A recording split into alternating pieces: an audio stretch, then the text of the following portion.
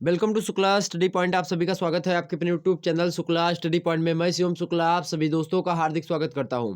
दोस्तों, आज का वीडियो बहुत ही ज़्यादा महत्वपूर्ण होने वाला है उन छात्रों के लिए जिन्होंने बीए प्रथम सेमेस्टर में प्राचीन इतिहास अर्थात एंसेंट हिस्ट्री ले रखी है। उनके लिए लेक्चर मोस्ट इंपॉर्टेंट होने वाला है, क्योंकि एक ही वीडियो के अंतर्गत आप जो है पूरे के पूरे सिलेबस के बारे में जान पाएंगे। तो बस एक ही वीडियो देख करके आपको परीक्षा में जाएंगे और आसानी से आपकी परीक्षा जो है इसी से आएंगे प्रश्न। तो मैं आपको बता दूं, चाहे आपकी परीक्षा लिखित होती हो, चाहे आपकी परीक्षा ऑब्जेक्टिव हो रही हो, दोनों तरीके के लिए यह वीडियो हेल्पफुल होगा। आपको बता दूं कि इसमें जो लिखित टाइप के मॉडल पेपर, मतलब कि हमने लिखित टाइप के जो है क्वेश्चंस आंसर इसमें रखे हैं, जो कि मोस्ट इंपोर्टेंट है। और उन्हीं लिखित वाले क्वेश्चंस में जो ऑब्जेक्टिव बनने वाले प्रश्न हैं उनको भी बीच बीच में बताने का प्रयास मैं करने का प्रयास भी करूंगा। तो आप लोग परेशान मत होइएगा। तो ये अगर डाटा आप लोगों के पास औसत कंटेंट जो मैं बताने जा रहा हूँ, इस कंटेंट को आपने अपने माइंड में जो है एक प्रकार से लिया और अपने एक प्रकार से ज्ञान चक्षुओं को खोल करके पढ़ा आसानी से, तो निश्चित तौर पर आप अच्छे अंक प्राप्त करेंगे। इसमें कोई दो राय नहीं है। तो आप लोग फटाफट से वीडियो को लाइक और शेयर कर दीजिएगा। जितने भी लोग हमारे साथ जुड़ चुके हैं, फटाफट से वीडियो को लाइक और शेयर करेंगे। सभी दोस्तों के पास अपने शेयर कर दीजिएगा। प्रत्येक व्यक्ति हमारा, प्रत्येक भाई बंधु भाई बहनें हमारी 10 व्यक्तियों के पास वीडियो को शेयर करिएगा। सभी अपने अपने ग्रुप्स वगैरह में शेयर कर दीजिएगा वीडियो को, ताकि वो भी जो है जो छात्र छात्राएं हैं वो भी क्लास ले सकें और अच्छा अंक प्राप्त कर सके परीक्षा में।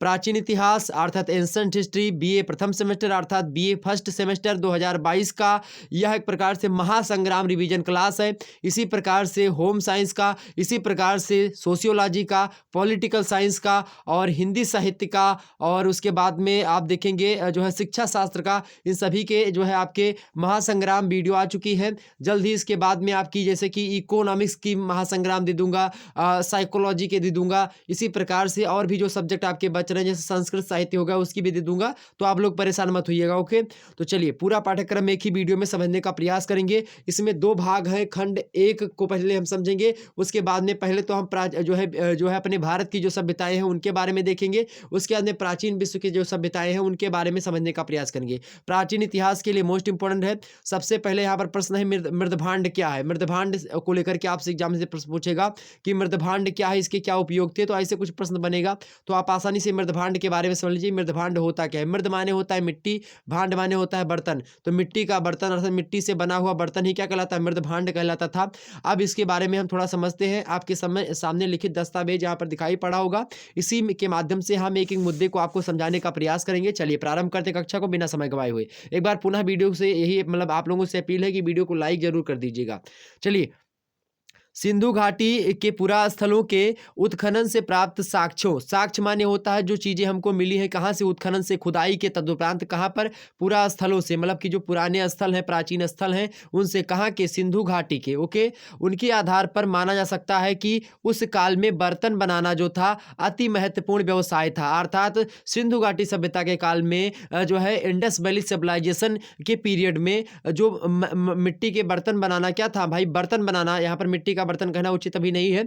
तो बर्तन बनाना क्या था, अति महत्वपूर्ण क्या था भाई, व्यवसाय था। व्यवसाय माने होता है एक ऐसा कर्म जिसके तदुपरांत आप उसके वही जिस कर्म को करके मनुष्य जो होता है अपनी आवश्यकताओं की पूर्ति करता है या अपनी आवश्यकताओं की पूर्ति के लिए कुछ मुद्रा इकट्ठा करता है, तो वो व्यवसाय कहलाता है। तो यहाँ पर व्यवसाय वो है। अधिक भांड चाक पर बने हैं, मतलब कि भांड जो है बर्तन जो होते हैं वो चाक पर बनते। चाक आप कुम्हार के घर पर कभी जाइएगा तो वहां पर आपको चाक दिखाई पड़ जाएगा, तो वो चाक पर बने हैं। जबकि बहुत कम बर्तन जो है वो हाथ से बनाए गए हैं। चाक समझते हैं ना, चाक घूमता है, उसी पर जो है मिट्टी से जो है हाथ से कुम्हार जो होते बनाते। बढ़िया बढ़िया दिवाली वगैरह जो दीपावली में देखे होंगे आप, तो घड़ा वगैरह देखेंगे, जो कुल्हड़ वगैरह बनता है ना, वो सब जो है चाक से ही बनता है। लेकिन बहुत कुछ मतलब कि तो सारे के सब मतलब अधिकतर बर्तन जो थे वो चाक पर बनाए जाते थे, लेकिन बहुत कम बर्तन जो होते थे वो हस्त निर्मित। हस्त माने होता है हाथ, निर्मित माने बनाना, मतलब हाथ से बनाए गए थे। ठीक, बर्तन बनाने के लिए सिंधु की मिट्टी का प्रयोग किया जाता था, मतलब सिंधु नदी जो थी उसकी मिट्टी का प्रयोग किया जाता था, जिसमें चूना या अभ्रक मिलाया जाता था। भारत में सबसे ज़्यादा जो है उत्पादन है किसका, अभ्रक का। भारत में अभ्रक बहुत ज़्यादा पाया जाता है। तो इसमें चूना अर्थात जो लाइम होता है और अभ्रक, ये दो मिश्रित होते थे मिट्टी में। मेसोपोटामिया के पतले भांडों में, पतले माने होता है पतला, तो समझते हैं भांड माने बर्तन। मैं बार बार अब एक ही शब्द नहीं बताऊंगा, आप लोग समझ जाइएगा। ओके, चलिए तो पतले भांडों से भिन्न हड़प्पा के बर्तन भारी और अधिक उपयोगी हैं। ठीक, तो मेसोपोटामिया के पतले भांडों से, मेसोपोटामिया में पतले जो है बर्तन मिले, जबकि हड़प्पा की बात की जाए तो यहाँ पर बर्तनों की जो साइज़ थी वो कैसी थी, थोड़ा मोटी थी। यहाँ से छिद्रयुक्त भांडों के भी साक्ष्य मिले हैं। छिद्रयुक्त जो है भांड मतलब कि जिसमें छेद हो थोड़ा थोड़ा, तो इस प्रकार का बर्तन भी मिला है, जिसका प्रयोग संभवतः देव धूप आदि सुलगाने के लिए किया जाता होगा। घरों में प्रयोग होने वाले भांड विभिन्न प्रकार के मतलब विभिन्न आकार प्रकार के थे। बर्तनों पर बड़ी कलात्मकता से बने मोड़ इनकी प्रमुख विशेषता थी। मतलब कि अवन खुले तथा बंद दोनों प्रकार के थे। अवन के नीचे लगातार एक रस ढंग से आग देने की व्यवस्था रही होगी। इस प्रकार से हड़प्पाइयों के अनेक बर्तनों पर विभिन्न रंगों की चित्रकारी देखने को मिलती है। संभवतः हड़प्पा भांडों पर वृत्त या फिर वृक्ष की आकृति बनी हुई होती थी। शायद ही कोई ऐसा उदाहरण हो जिस मतलब कि जिसमें बर्तन की पूरी बाहरी सतह चित्रित हो। सामान्यतः 3/4 भाग को चित्रित किया गया था। मतलब कि ऐसे बर्तन में जो है पूरी की पूरी चित्रकारी दिखाई जाती थी। घड़ा हो चाहे कोई भी बर्तन हो, उसमें जो है चित्र वगैरह बना दिए जाते थे उस समय, चाहे देवी देवता के हो या फिर चाहे किसी पुष्प का बना दिया गया हो या किसी अन्य भी प्राणी का बना देते थे। तो ये एक प्रकार से उसकी एक कला ही है उस समय की। आगे बढ़ते हैं। अधिकांश चित्रण वो काले रंग के होते थे, मतलब कि जो चित्र बनाए जाते थे वो काले रंग के बनाए जाते थे। इसमें भी आड़ीधारियों का अंकन सबसे अधिक मिलता है। अभिप्रायों में प्रतिच्छेदी वृत्त मुख्यतः उल्लेखनीय है। प्रतिच्छेदी वृत्त माने होता है कि ऐसे वृत्त जो कि एक प्रकार से क्या कर रहे हैं, उसमें प्रतिच्छेद कर रहे हो। ठीक है। त्रिकोण शंकु चेक आकृति, अर्धचंद्राकार, लहर वाली रेखाएं, लोलक और मत्स्य सल्क आदि आकृतियां जो है मछली वगैरह की, ये सभी जो लहरदार कुछ डिजाइन वगैरह जैसे ऐसे ऐसे बना दिया जाए, डिजाइन हो गया, अर्धचंद्राकार डिजाइन ऐसे ऐसे बना दिया गया, इस प्रकार से। ठीक है। कुछ प्रतिच्छेदी वृत्त बन गया कि ऐसे बना दिया गया, तो ये सब चीजें, त्रिकोण कहीं कहीं पर ऐसे बन गया, कहीं पर जो है शंकु का निर्माण हो गया। ठीक है। शंकु कैसे बनता है, शंकु बना करके आपको दिखा दें क्या? चलिए शंकु बना करके आपको दिखा दें। शंकु भैया ये होता है, ये ऐसे देखिए, ये शंकु है आपका। ठीक, ये वाला आपका क्या है भाई, शंकु। इसको अंग्रेजी में कौन कहते हैं, तो शंकु चेक आकृति है, कुछ ऐसे बर्तनों की बनी हुई होती थी। ठीक, तो आगे समझते हैं। तो आगे समझते हैं। यहाँ वनस्पतिक वस्तुओं का चित्रण अधिक हुआ है। ये चित्रण अधिकतर पारंपरिक है, मतलब कि पहले से परंपरा के तदुपरांत आया है। पहले से उनके बाप दादा लोग बनाते थे, उसके बाद में फिर वो लोग बनाने लगे। इसी के प्रकार से ये पारंपरिक होती, मतलब परंपरा थी ऐसे बनाना बर्तन। और इनकी पहचान जो थी कठिन है, मतलब इनकी पहचान कठिन है, किंतु पीपल, नीम, केला आदि चित्र पहचाने जा सकते थे कि वहाँ पर पीपल के चित्र, नीम का पेड़, केले के वृक्ष बनाए जाते थे। कुछ पर जो है फूल बनाया जाता था, कुछ पर सूरज का चिन्ह था, कुछ पर मछली का चिन्ह, कुछ पर मोर का चिन्ह। इस प्रकार का अंकन जो है उनके बर्तनों पर हुआ। तो मृद भांड के मतलब समझ गए। अब मृद भांड को लेकर के आपके एग्जाम से प्रश्न पूछेगा तो आप आसानी से बता सकते हो मेरे प्यारे दोस्तों, चाहे आपसे लिखित पूछा जाए, चाहे ऑब्जेक्टिव पूछा जाए, चाहे किसी भी प्रकार का। ऑब्जेक्टिव में कैसे पूछेगा कि हड़प्पा कालीन जो है मृद भांड मिले हैं, उनमें किन वृक्षों का अंकन किया गया है। ऑप्शन देगा पीपल, ऑप्शन देगा नीम, ऑप्शन देगा केला, ऑप्शन एक दे देगा डी वाला उपयुक्त सभी। तो क्या लगाएंगे, उपयुक्त सभी। इसी प्रकार से प्रश्न बनाएंगे इसमें। बस आप लोग यहाँ पर थोड़ा बहुत अपने सिलेबस को जो है पढ़ लो, बाकी ऑब्जेक्टिव तो अपनी किताब वगैरह में देख लीजिएगा, हो जाएगा वहाँ से आपका कार्यक्रम। मतलब कि कार्यक्रम कहने का मतलब यहाँ के आपकी परीक्षा जो वाला कार्यक्रम है वो। ठीक, तो यहाँ पर समझने का प्रयास करेंगे। दूसरा प्रश्न है आपके समक्ष, हड़प्पा संस्कृति की सामाजिक संरचना पर टिप्पणी लिखिए। क्या हड़प्पा संस्कृति की सामाजिक संरचना अर्थात जो सोशल स्ट्रक्चर है उसके बारे में हमको क्या करना है भाई, एक टिप्पणी लिखनी है। ओके, कमेंट पास करना है। देखते हैं भाई, समझते हैं। आल्बिन के मतानुसार, आल्बिन एक विद्वान है, इतिहासकार हैं।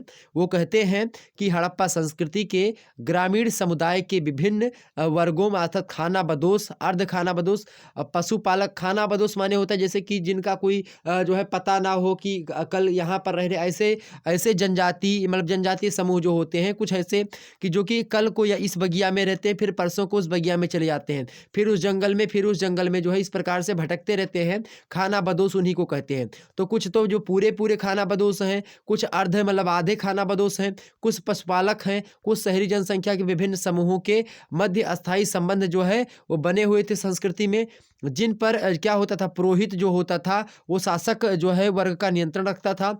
अब तक की जानकारी के हिसाब से इन कृषकों को स्वतंत्रता प्राप्त थी। दास्ता के संबंध में निश्चित रूप से कुछ नहीं कहा जा सकता, लेकिन इतना अवश्य कहा जा सकता है मेरे प्यारे दोस्तों कि उत्पाद का बड़ा भाग जो होता था नगरों में ले जाया जाता था, जो शक्ति और समृद्धि के केंद्र थे। नगरीय सामाजिक संरचना अत्यंत जटिल थी। यह पाई गई कि विभिन्न वस्तुओं एवं उच्च तथा निम्न आय के वर्गों के लोगों के घरों की बनावट से भी स्पष्ट है।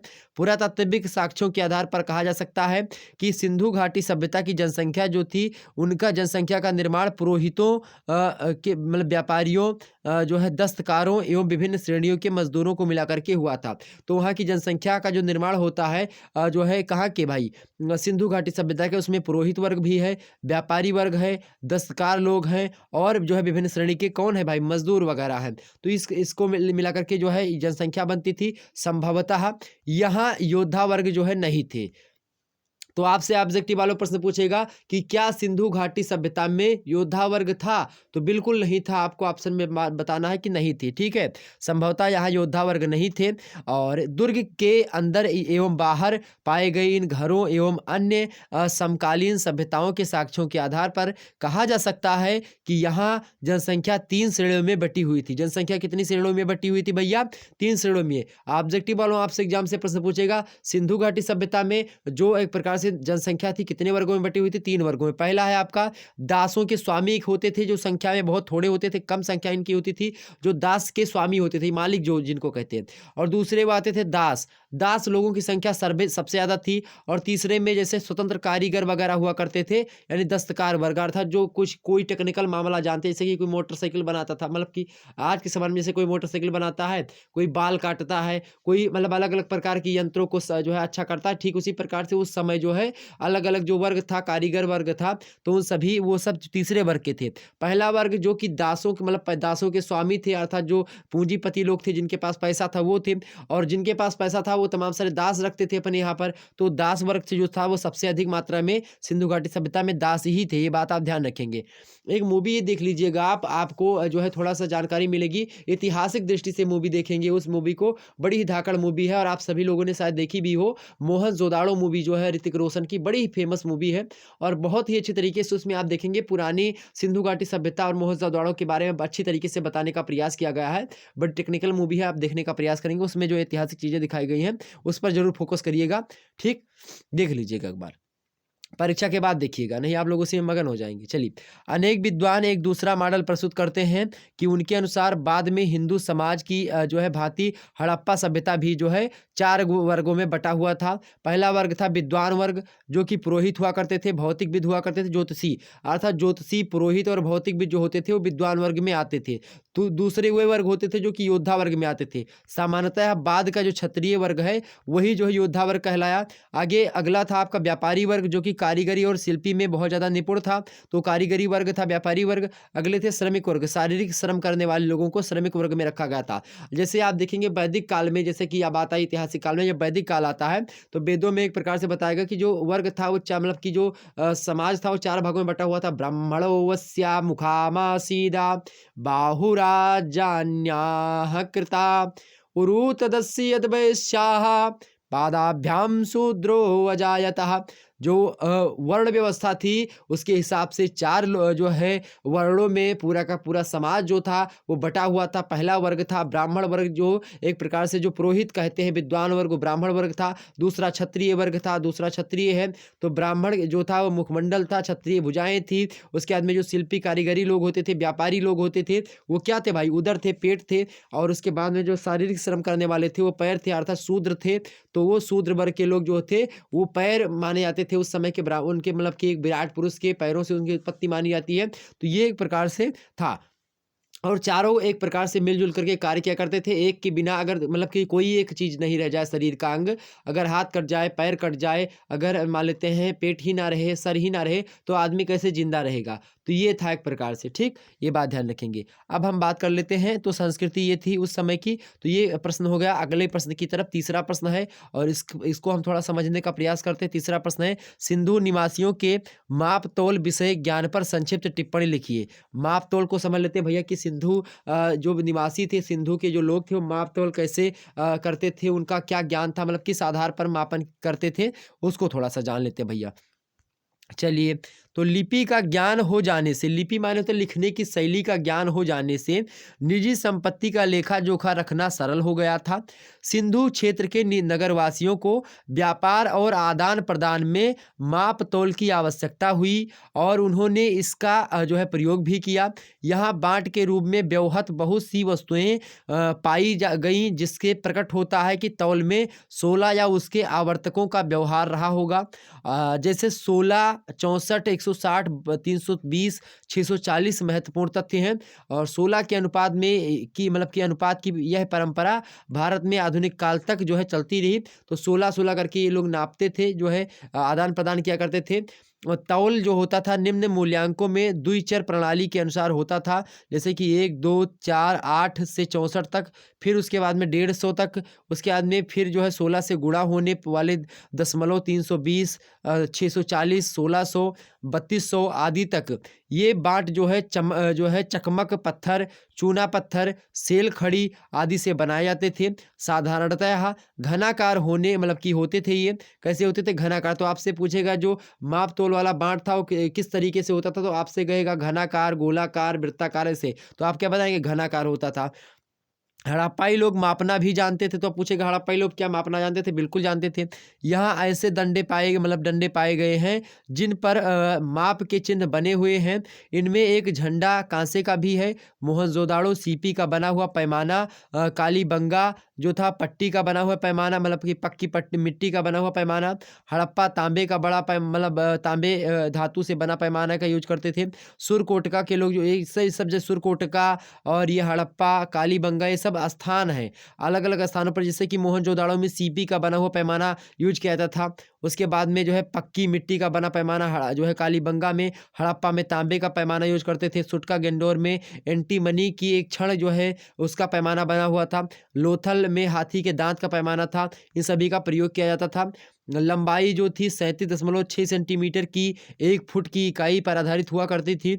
और एक हाथ की इकाई लगभग जो है 51.8 से 53.6 सेंटीमीटर तक होती थी। माप तोल का मानवीकरण ध्यान देने योग्य है, क्योंकि वह परवर्ती भारतीय प्रणालियों से क्या है भाई? मिलता जुलता है। अनुमानतः इस युग को फुट अर्थात 33.5 सेंटीमीटर, क्यूबिक अर्थात 52.5 क्यूबिक सेंटीमीटर की जानकारी रही होगी। घनाकार चकमक के बाँट निचले स्तर पर द्विभाजन प्रणाली में है और ऊपर के स्तर पर दशमलव प्रणाली में है। माप और तौल की समरूप व्यवस्था केंद्रीय प्रशासन की बात की जाए, केंद्रीय प्रशासन द्वारा हड़प्पा सभ्यता के लोगों में आपसी तथा अन्य लोगों के साथ जो है विनिमय को व्यवस्थित करने के प्रयास की ओर संकेत करती है। विनिमय माने होता है भैया जो है वस्तुओं का आदान प्रदान करना। मान लेते हैं आपके पास गेहूं हुआ है आपके और हमारे पास चावल हुआ है, तो हम आपको 10 किलो गेहूं दे दें और हमको 10 किलो चावल दे दो, तो ये होगा क्या? वस्तु विनिमय। जैसे आप जो है दुकान पर जाते हो, सुबह सुबह 10 रुपए का पैकेट ब्रेड लेना होता है, तो आप 10 रुपए का नोट निकाल के देते हो, गांधी जी वाला जो छपा रहता है उसमें चश्मा लगा के। तो जैसे 10 रुपए का निकाल के नोट देते हो दुकानदार को, तुरंत एक पैकेट आपको ब्रेड दे देता है। तो आपके 10 रुपए के बदले में वो जो है आपको ब्रेड दे रहा है, तो ये क्या होगा? विनिमय होगा। इसको मुद्रा विनिमय कह सकते हैं। यहाँ पर राजकीय मुद्रा विनिमय आप कर रहे हैं, एक वस्तु और एक मुद्रा, तो वस्तु मुद्रा विनिमय बोल भी सकते हैं। ठीक, तो ये चीज होगा। विनिमय माने होता है आदान प्रदान करना। जितने मूल्य की वस्तु आप हमें दोगे उतने मूल्य की वस्तु हम आपको दे देंगे, तो ये होगा विनिमय। चौथा प्रश्न है सैंधव सभ्यता के व्यापार और वाणिज्य पर प्रकाश डालिए। बहुत ही बढ़िया प्रश्न आ चुका है। आंतरिक व्यापार को हम समझ लेते हैं मेरे भाई, बड़े ही आसानी से धीरे धीरे। ठीक, तो व्यापार औद्योगिक विकास का क्या है? परिणाम एवं मापदंड दोनों होते हैं। प्रारंभिक अवस्था में विभिन्न वस्तुओं के उत्पादक आपस में जो होते थे वस्तुओं की अदला बदली करते थे, परंतु आर्थिक एवं सामाजिक संस्थान में निश्चित परिवर्तनों के बाद व्यापार एक स्वतंत्र एवं महत्वपूर्ण पेशे के रूप में विकसित हुआ। व्यापार के मतलब व्यापार में वृद्धि के साथ साथ व्यापारी एवं व्यवसायी समाज के एक महत्वपूर्ण एवं प्रभावशाली वर्ग के रूप में उदित हुए, जो उत्पादकों एवं उपभोक्ताओं की कीमत पर विकसित हुए। एक नगरीय व्यवस्था में एकदम स्वाभाविक है। परिपक्व हड़प्पा संस्कृति के पूर्ण नगरीकरण के बाद व्यापार एवं समाज के विभिन्न वर्गों के बीच पारस्परिक क्रिया में अप्रत्याशित वृद्धि हुई।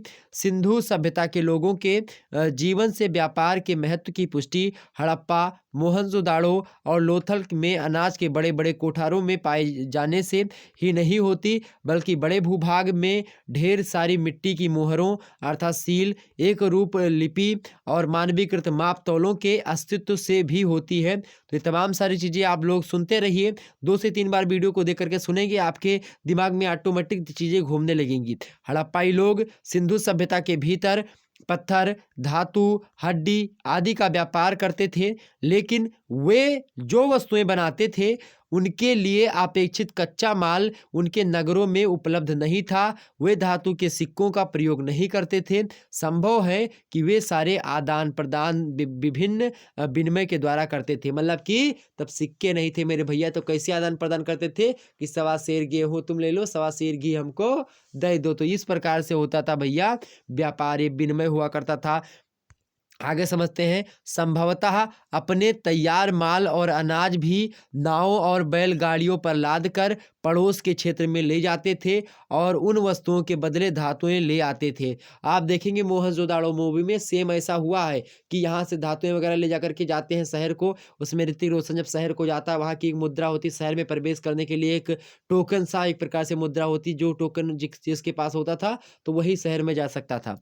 वे अरब सागर के तट पर जहाज के माध्यम से व्यापार करते थे। वे पहिए से परिचित थे जो सिंधु घाटी सभ्यता के लोग थे। अनुमानतः हड़प्पाई लोग जो हुआ करते थे किसी न किसी प्रकार से आज के इक्के अर्थात रिक्शा का उपयोग जरूर करते थे, पर उसमें जो है क्या नहीं था, आरेदार पहिए जो थे वो नहीं लगे हुए थे मेरे प्यारे दोस्तों। तो ये था आंतरिक व्यापार। अब कुछ हम विदेशी व्यापार अर्थात बाहरी व्यापार के बारे में समझ लेते हैं। तो फारस की खाड़ी में फैलका और बहरीन जैसे प्राचीन स्थलों से भी हड़प्पा कालीन मोहरें जो है पाई गई हैं। मेसापोटामिया के निप्पुर शहर में एक मुहर पाई गई है जिस पर हड़प्पा कालीन लिपि उत्कीर्ण है और एक सींग वाला पशु भी बना हुआ है। 2 चौकोर सिंधु मोहरें जिन पर जो है एक सींग वाला पशु और सिंधु लिपि उत्कीर्ण है, मेसोपोटामिया के किस शहर से पाई गई है?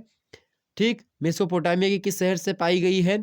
एक अन्य शहर उपमा में भी सिंधु सभ्यता की एक मुहर पाई गई है। इसका अर्थ ये हुआ कि सिंधु घाटी और इन क्षेत्रों के बीच क्या था भाई, व्यापारिक संबंध जो है वो बना हुआ था, चाहे वो फारस की खाड़ी से हो और चाहे बहरीन की खाड़ी से हो। इन सभी स्थानों पर चाहे मेसोपोटामिया, इन सभी स्थानों पर एक दूसरे से क्या होता था, हड़प्पा या सिंधु घाटी जो है सभ्यता का क्या था भाई, व्यापार जो है हुआ करता था मेरे प्यारे दोस्तों। तो इस प्रकार से व्यापारिक संबंध अंतरराष्ट्रीय स्तर पर भी तब बना हुआ था। आगे समझते हैं। आप देखेंगे उसमें जो है मूवी में विदेशी लोग भी आते हैं, तो आप वहां समझिए कि आंतरिक व्यापार भी था और विदेशी व्यापार भी था। ओके, चलिए भाई आगे समझ लेते हैं। बड़े ही आसानी समझिएगा। एक बार फटाफट से वीडियो को लाइक और शेयर कर दीजिएगा। जितने हमारे भाई बंधु देख रहे हैं, हमारी बहनें देख रही हैं, हमारे भाई देख रहे हैं, सभी लोग फटाफट से वीडियो को लाइक और शेयर कर दीजिएगा और सभी दोस्तों के पास अपने फैला दीजिए वीडियो को। और ये निश्चित तौर पर आप मान के करके चलिए कि अलग अलग विश्वविद्यालयों में जिस प्रकार से पैटर्न हो रहा है उन सभी को लेकर के मैं पढ़ाने का प्रयास कर रहा हूँ और यहाँ से कुछ ना कुछ मात्रा में एग्जाम से प्रश्न अवश्य आएगा। और मैं आपको बता दूं, अगर आपने सही तरीके से पूरा पढ़ लिया तो एक भी प्रश्न आप छूटेगा नहीं आपसे, ये बात मैं निश्चित तौर पर बोल रहा हूँ। अगला है आपका, आगे देखते हैं। तो उत्खनन में विविध वृक्षों की जो है अनेक मूर्तियां भी मिली हैं। उत्खनन माने खुदाई करने के तदुपरांत, जिनमें सिंधुवासियों के द्वारा वृक्ष पूजा का संकेत मिलता है। अर्थात जब वृक्ष जो है वहां पर मूर्ति मिली वृक्ष की, तो इसका मतलब कि वृक्ष की लोग पूजा करते थे, जैसे आज करते हैं हम लोग पीपल वगैरह की। मोहनजोदाड़ो से प्राप्त एक मुद्रा पर जो मतलब कि 2 जुड़वा पशुओं के शीश जो है पर 9 पीपल की पत्तियां दिखाई पड़ती हैं। उसके सम्मुख पत्तियों का मुकुट पहने एक आकृति जो है कुछ झुकी हुई खड़ी हुई है। इसके मुकुट के दोनों ओर एक एक सींग है। आकृति के नीचे छोटी छोटी 7 आकृतियां और भी दिखाई पड़ती हैं। एक मार्शल महोदय एक इतिहासकार हैं, वो कहते हैं कि मुद्रा में टहनियाँ पीपल की हैं और नग्न नारी पीपल वृक्ष की आत्मा स्वरूप मतलब की देवी है। तो नग्न नारी है जो कि पीपल वृक्ष की आत्मा स्वरूप जो है वो देवी है। सैंधवकालीन समाज में नाग पूजा के भी प्रमाण जो है मिलते हैं। तो आपसे पूछेगा कि क्या सैंधव काल में नाग पूजा के प्रमाण मिलते हैं? बिल्कुल मिलते हैं भैया। तो इन सभी बातों को आप ध्यान में रखिएगा। एक मुद्रा पर नाग की पूजा करते हुए एक व्यक्ति का चित्र भी अंकित है। एक ताबीज पर एक नाग के चबूतरे पर लेटा है, मतलब कि एक ताबीज पर एक नाग जो है चबूतरे पर लेटा हुआ जो है दिखाई पड़ा है। मोहनजोदाड़ो में एक विशाल जलाशय तथा स्नान कुंड भी मिला है।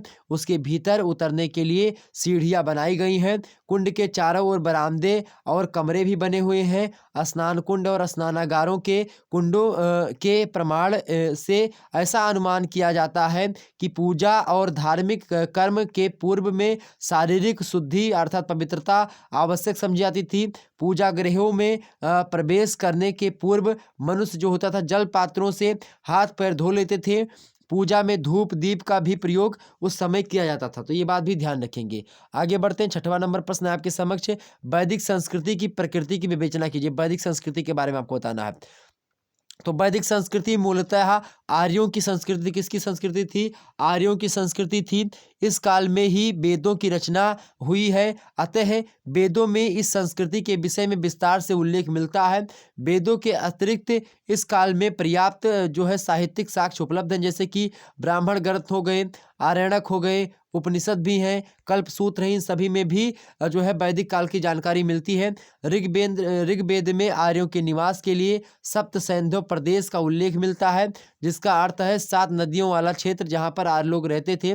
इस प्रदेश की नदियाँ 7 जो नदियाँ थी, जिसमें जो है बताया गया था कि इसके आसपास रहते थे जो है जो आर्य लोग होते थे, वो नदियाँ थी आपकी। पहली थी सिंधु, दूसरी है सरस्वती, तीसरी है विपाशा अर्थात व्यास नदी जिसको कहते हैं, चौथी आपकी परुष्ण अर्थात रावी नदी, और अगली है आपकी वितस्ता नदी, पांचवी जिसको झेलम कहते हैं। अगली नदी है आपकी जो है मतलब कि अस्कनी नदी, चिनाब। तो ये 7 नदियां हैं जो कि सप्त सैंधव प्रदेश जो है इसी नदियों के सम्मिलित रूप को बोला जाता था। ठीक, तो यहाँ पर जो है आर्यों का निवास था। वैदिक संस्कृति मूलतः ग्रामीण संस्कृति थी। तो आपसे पूछेगा कि वैदिक संस्कृति कैसी संस्कृति थी, तो आप बताएंगे ग्रामीण संस्कृति थी। संयुक्त परिवार की प्रथा, आपसे पूछेगा कि संयुक्त परिवार की प्रथा क्या थी, तो बिल्कुल थी। समाज की सबसे छोटी इकाई इसमें क्या होता था? परिवार होती थी। तो आपसे पूछेगा वैदिक संस्कृति में परिवार की सबसे छोटी मतलब कि समाज की सबसे छोटी इकाई कौन थी? परिवार ही थी। जिसका मुखिया कौन होता था? तो पिता जिसका मुखिया होता था। स्त्रियां अपने पति के साथ यज्ञ कार्य में भाग भी लेती थी। शिक्षा के द्वार मतलब कि शिक्षा के द्वारा स्त्रियों के लिए मतलब कि शिक्षा के द्वार जो होते थे स्त्रियों के लिए खुले हुए थे। ऋग्वेद में लोपा, मुद्रा, घोषा, विश्वारा, अपाला जैसी विदुषी जो स्त्रियों का भी वर्णन मिलता। तो स्त्रियों की जो है स्थिति थी उस समय उच्च थी बहुत ज़्यादा। आर्य लोग मांसाहारी व शाकाहारी दोनों थे। ऋग्वैदिक काल में सोम व सुरा का प्रचलन भी था।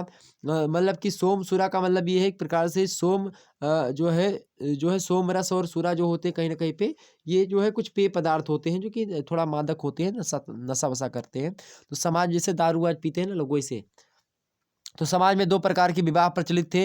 एक होता था अनुलोम विवाह और दूसरा अनुलोम विवाह क्या था? जो उच्च वर्ण का पुरुष जो होता था और निम्न वर्ण की स्त्री से, अगर उच्च वर्ण का जो पुरुष है निम्न वर्ण की स्त्री के साथ विवाह कर लेता था तो उसको अनुलोम विवाह अर्थात ठीक ठाक विवाह माना था। तो अनुलोम विवाह में कोई दिक्कत नहीं है, लेकिन दिक्कत होती थी प्रतिलोम विवाह में। लेकिन प्रतिलोम विवाह फिर भी होते थे। निम्न वर्ण का जो पुरुष होता था जब किसी उच्च वर्ण की जो है स्त्री से विवाह करता था तो इसको प्रतिलोम विवाह कहा जाता था। प्रतिलोम माने होता उल्टा विवाह, और सिद्ध विवाह अनुलोम विवाह माना जाता था। ये बात ध्यान रखेंगे।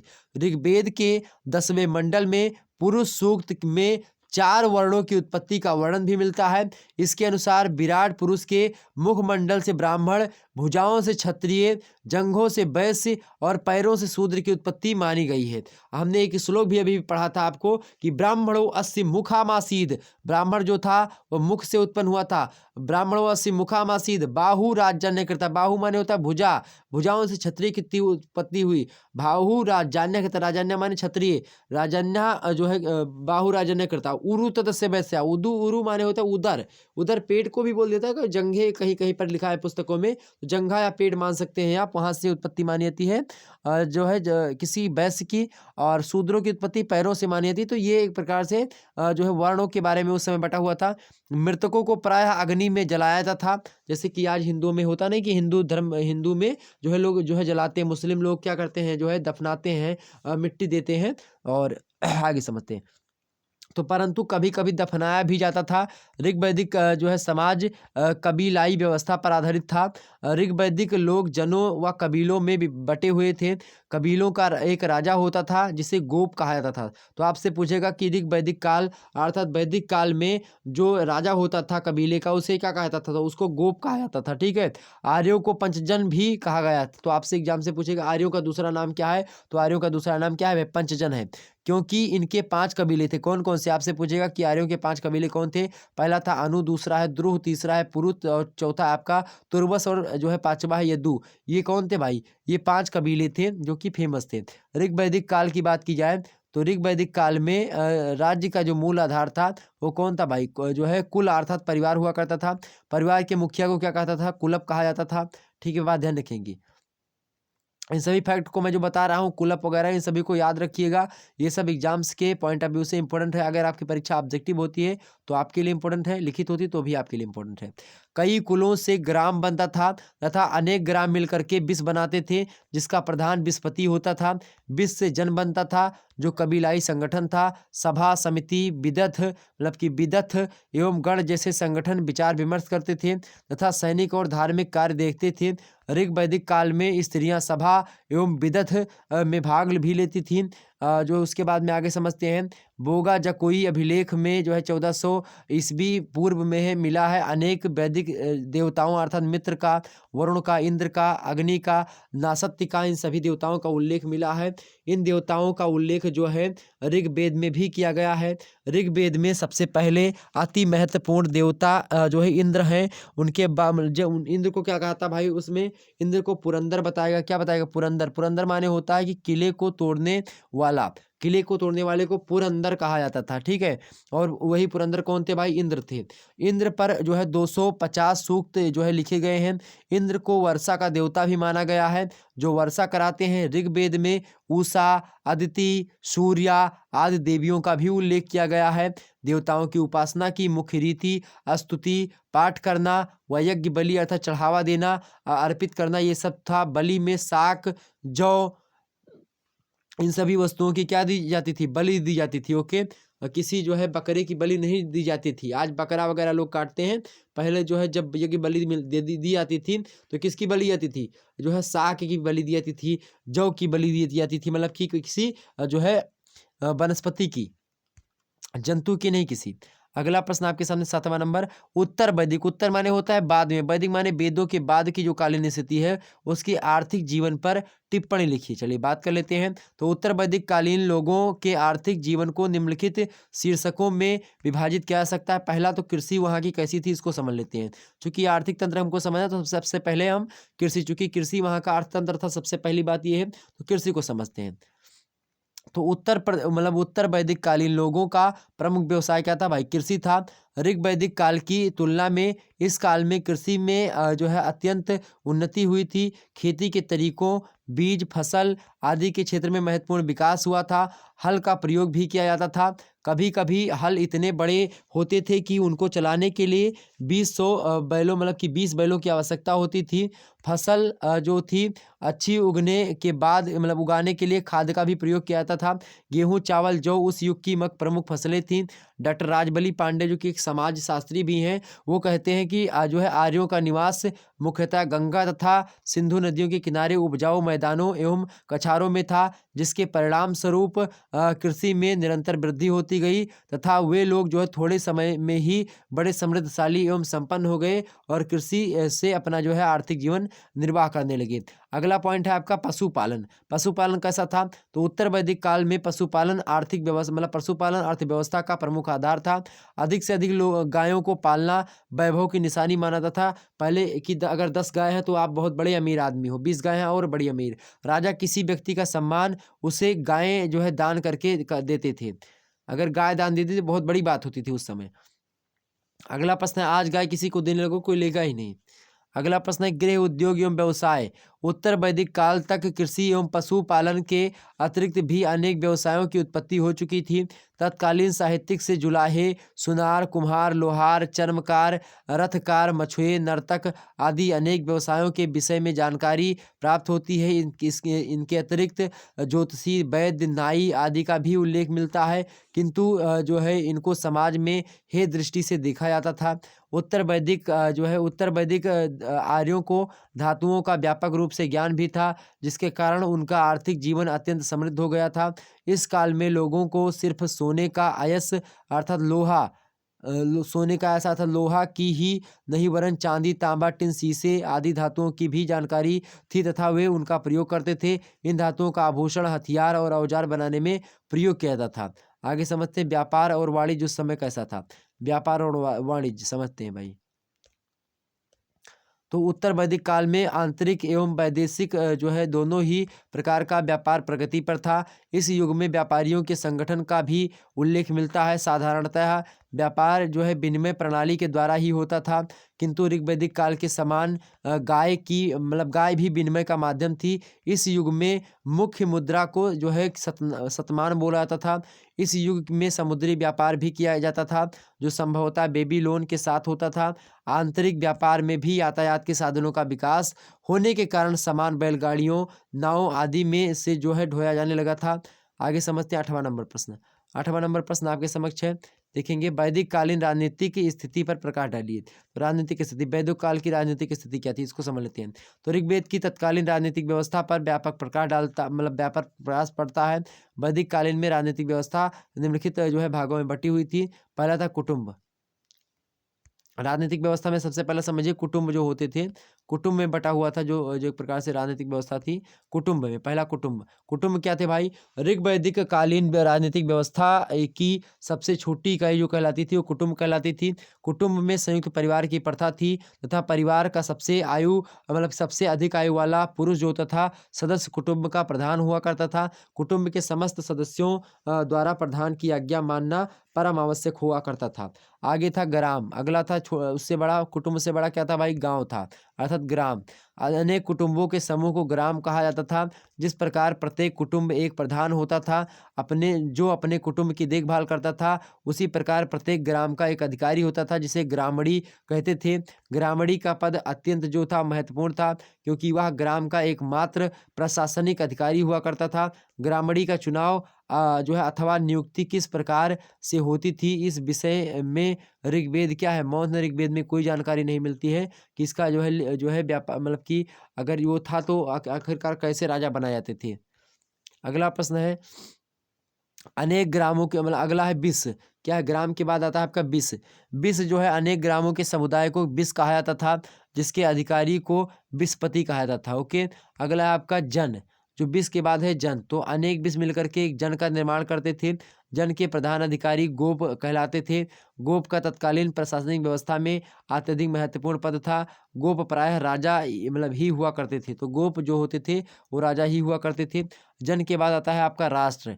देश या अथवा राज्य को राष्ट्र कहते थे। राष्ट्र से संघात्मक सरकार का आभास होता था। अगला है आपका पॉइंट शासन व्यवस्था। ऋग्वैदिक काल में शासन व्यवस्था प्रमुखतः राजतंत्रात्मक थी, जिसका अध्यक्ष राजा होता था। ऋग्वेद में गणों का भी उल्लेख मिलता है, किंतु राजतंत्रों की ही जो है संख्या जो थी वो अधिक थी। तो ये बात क्लियर हुई। एक बार सभी लोग फटाफट से वीडियो को लाइक और शेयर अवश्य कर दीजिएगा, ताकि जो है वीडियो में बने रहें और आसानी से हम लोग आपको पढ़ाते रहें। अगला 9वां नंबर प्रश्न है कि वैदिक काल में सभा और समिति का महत्व बताइए। तो सभा क्या थी उस समय, समिति क्या थी, इसको समझ लेते हैं। ऋग्वैदिक कालीन राजाओं की स्वेच्छाचारिता पर प्रतिबंध लाने वाली दो संस्थाएं सभा एवं समिति थी। वेदों में सभा एवं समिति को प्रजापति की क्या बताया गया, कन्या बताया गया है। ओके, वहीं बात की जाए मेरे प्यारे दोस्तों ऋग्वेद में, तो ऋग्वेद में दुर्भाग्यवश इन संस्थाओं के कार्यों एवं अधिकारों को स्पष्ट नहीं किया गया है। अतः सभा एवं समिति में अंतर व उनके कार्यों के विषय में विद्वानों में मतभेद है। डॉक्टर राम शरण शर्मा के अनुसार प्रारंभ में संभवतः दोनों के गठन व कार्यों में कोई मतभेद नहीं था। वैदिक लोगों के विचार से भी दोनों का उद्गम एक ही था, क्योंकि दोनों को ही प्रजापति की पुत्रियां कहा गया था। अथर्ववेद से ज्ञात होता है कि इन दोनों संस्थाओं की बैठक कोई निश्चित स्थान नहीं हुआ करता था। आवश्यकता अनुसार इनके स्थगन जो है इनके स्थान को बदलते रहता था, मतलब बदलते रहते थे। चैडविक चैडविक एक जो है विद्वान है, वो कहते हैं कि सभा एवं समिति में कोई अंतर जो है स्पष्ट नहीं जो है संभवतः एकमात्र अंतर यही था कि सज्जा मतलब सभा जो होती थी न्यायिक कार्य करती थी, जो समिति नहीं कर पाती थी। हिलब्रांट महोदय कहते हैं कि सभा एवं समिति में कोई भेद नहीं हो सकता, किंतु वेदों में इनका अलग अलग उल्लेख हुआ है। जो है ब्लूमफील्ड के अनुसार सभा एक सम्मेलन स्थल थी जो सामाजिक जो है समारोहों के केंद्र का कार्य भी करती थी, किंतु उपरोक्त विद्वान का यह कथन तर्कसंगत नहीं है, क्योंकि जो है सभा को न्यायिक कार्य भी करने होते हैं। मजूमदार कहते हैं कि सभा को स्थानीय संस्था व समिति को केंद्रीय संगठन मानते हैं। कौन? मजूमदार। किंतु यह जो आपसे एग्जाम से ऐसे पूछेगा कि कौन सभा को स्थानीय संस्था व समिति को केंद्रीय संगठन मानते हैं, तो कौन? मजूमदार मानते हैं। ऐसे प्रश्न बनेगा ऑब्जेक्टिव में। किंतु यह सर्वविदित है कि सभा में राजा की उपस्थिति रहता था। अतः जो है स्थानीय संस्था में क्या भाई, स्थानीय संस्था में राजा की उपस्थिति अनिवार्य होना संभव न था। अतः मजदूर का मत भी मान्य नहीं है। अधिकांश इतिहासकार सभा एवं समिति के विषय में जो है लुंडबिंग की विचारधारा को स्वीकार करते हैं। लुंडबिंग जो व्यक्ति है, लुडबिग के अनुसार, लुडबिग कहते हैं मतलब कि समिति जनसाधारण की संस्था थी तथा सभा होमर जो है कालीन गुरजन सभा के समान संस्था थी। कौन? जो सभा हुआ करती थी, जिसमें क्या था भाई, जिसमें गिने चुने लोग ही होते थे तथा राजा के साथ विचार विमर्श कर सकते थे। जायसवाल भी लुडबिग के विचारों से सहमत हुआ करते थे। उनके अनुसार सभा भी जनसाधारण की संस्था थी, किंतु यह समिति के अधीन कार्य करने वाले गिने चुने लोगों की आवश्यकता गिने चुने लोगों की अस्थायी एवं अचल संस्था थी। ओके, सभा और समिति की बात की, सभा एवं समिति का पारस्परिक संबंध कुछ भी हो रहा हो, किंतु यह निश्चित है कि इन संस्थाओं को व्यापक जो है अधिकार प्राप्त थे तथा इसके होते हुए राजा मनमानी नहीं कर सकता था। तो ये बात थी। ओके, तो ये अभी तक आपने 9 तक प्रश्न को समझा था। आगे बढ़ते हैं 10वें प्रश्न के बारे में हम समझने का प्रयास करते हैं। अगला प्रश्न आपके समक्ष प्रस्तुत है। 10वां नंबर प्रश्न देखेंगे मेरे भाई। 10वां नंबर प्रश्न क्या है आपका? प्रश्न है आपके समक्ष की उत्तर वैदिक काल की राजनीतिक विशेषताओं का वर्णन कीजिए।